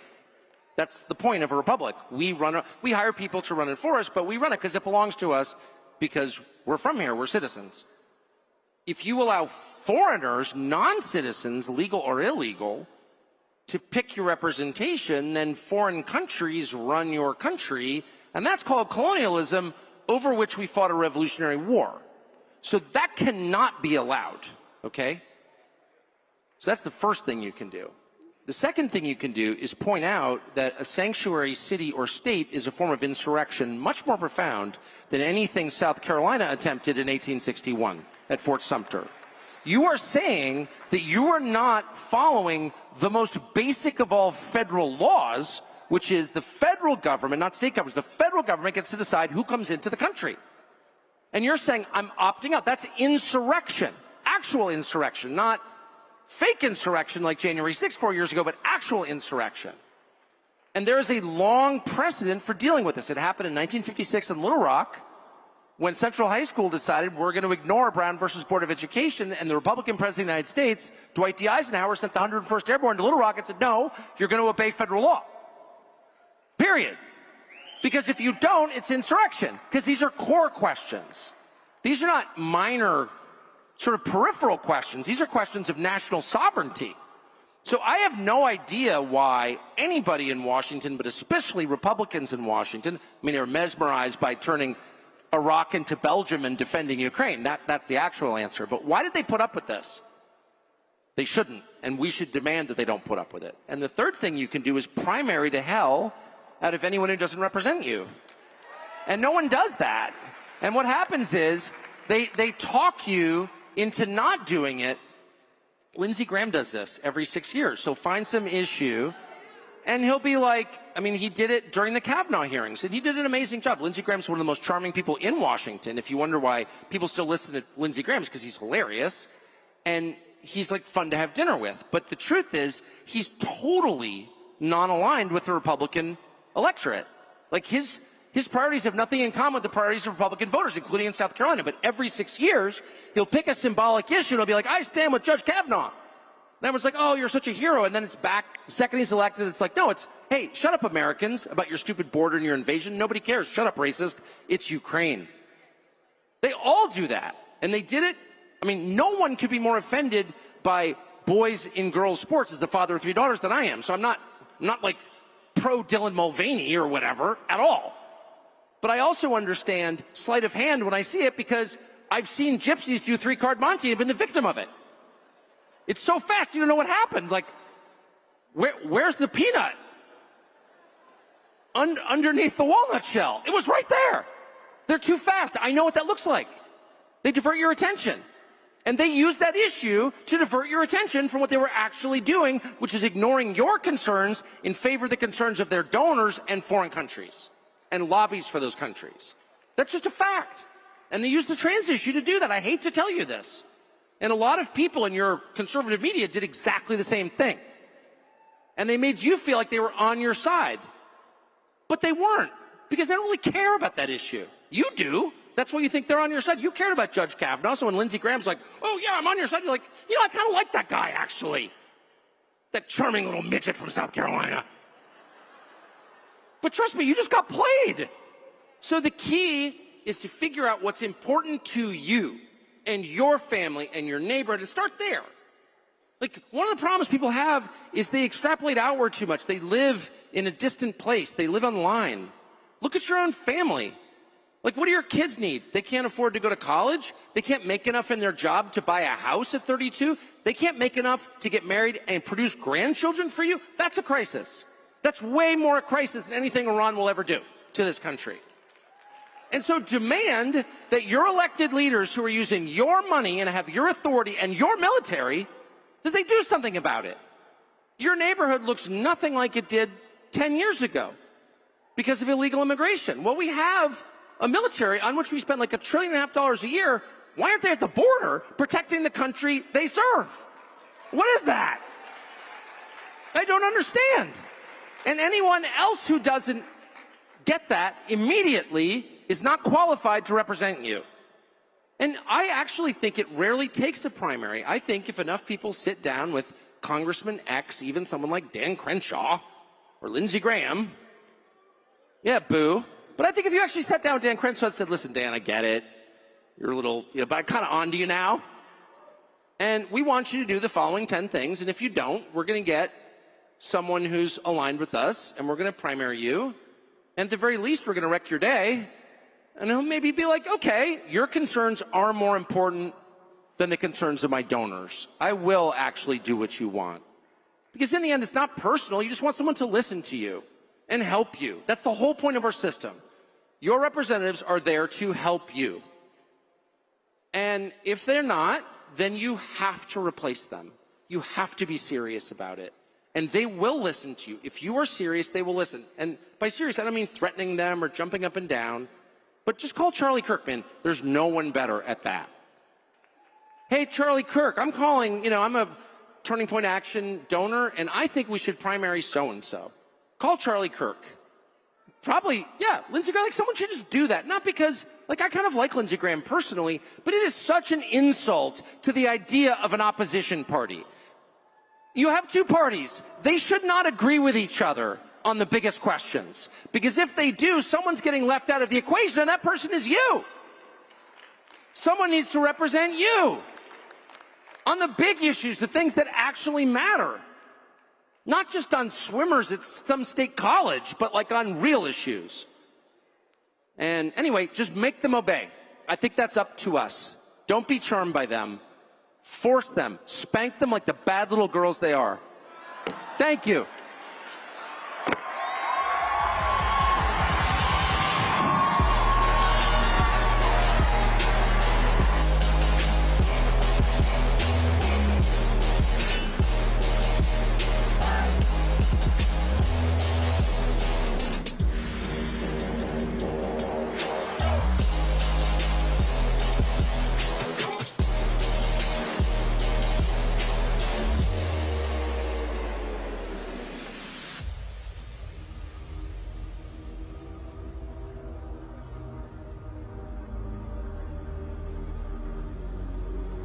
Thank you so much for attending opening night of AMFEST 2024. Join us again tomorrow. Breakout rooms will begin promptly at 8 a.m.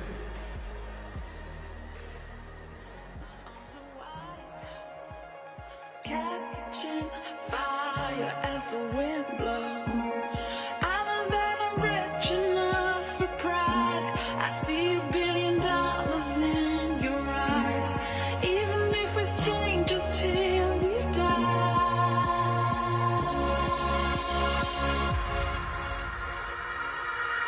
I wanna run away. I wanna run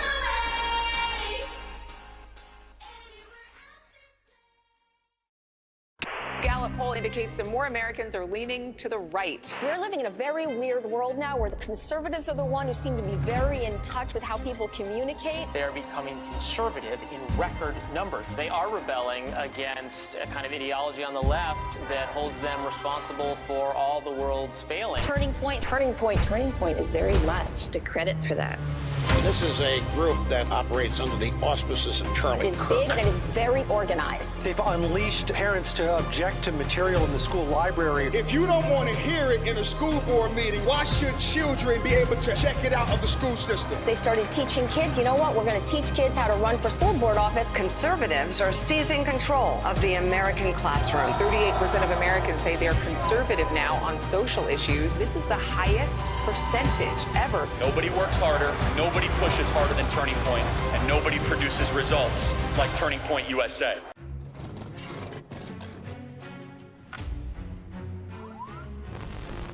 I've often said that gender-affirming care is health care, it is mental health care, and it can actually be suicide prevention care. I think I'm gonna take some medicine so I can kind of transform into a boy, get surgery. After the surgery, I didn't really feel any better.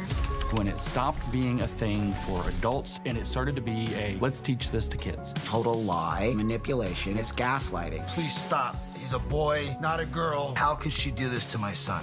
What they're talking about is hormonal therapy or sex reassignment surgery on children. I thought fixing me externally would fix me internally.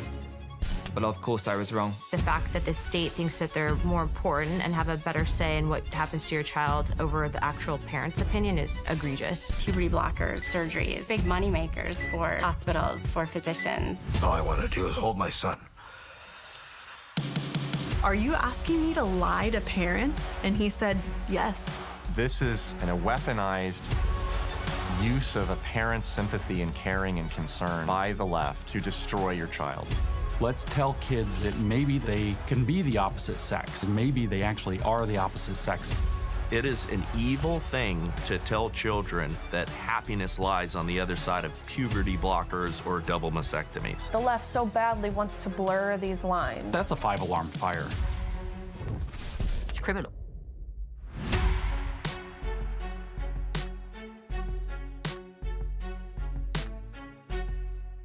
This year, I visited nearly 50 college campuses, meeting thousands of students and sharing with them why America is the greatest country ever to exist. We've been the driving force of the grassroots movement, getting young Americans to the polls and standing up for conservative values. But we're just getting started, and there's so much more to do. None of this happens without our generous supporters like you, so please donate to Turning Point USA and help us keep this movement alive. Together, we'll continue to shape the future of America. Join us. Let's keep pushing forward.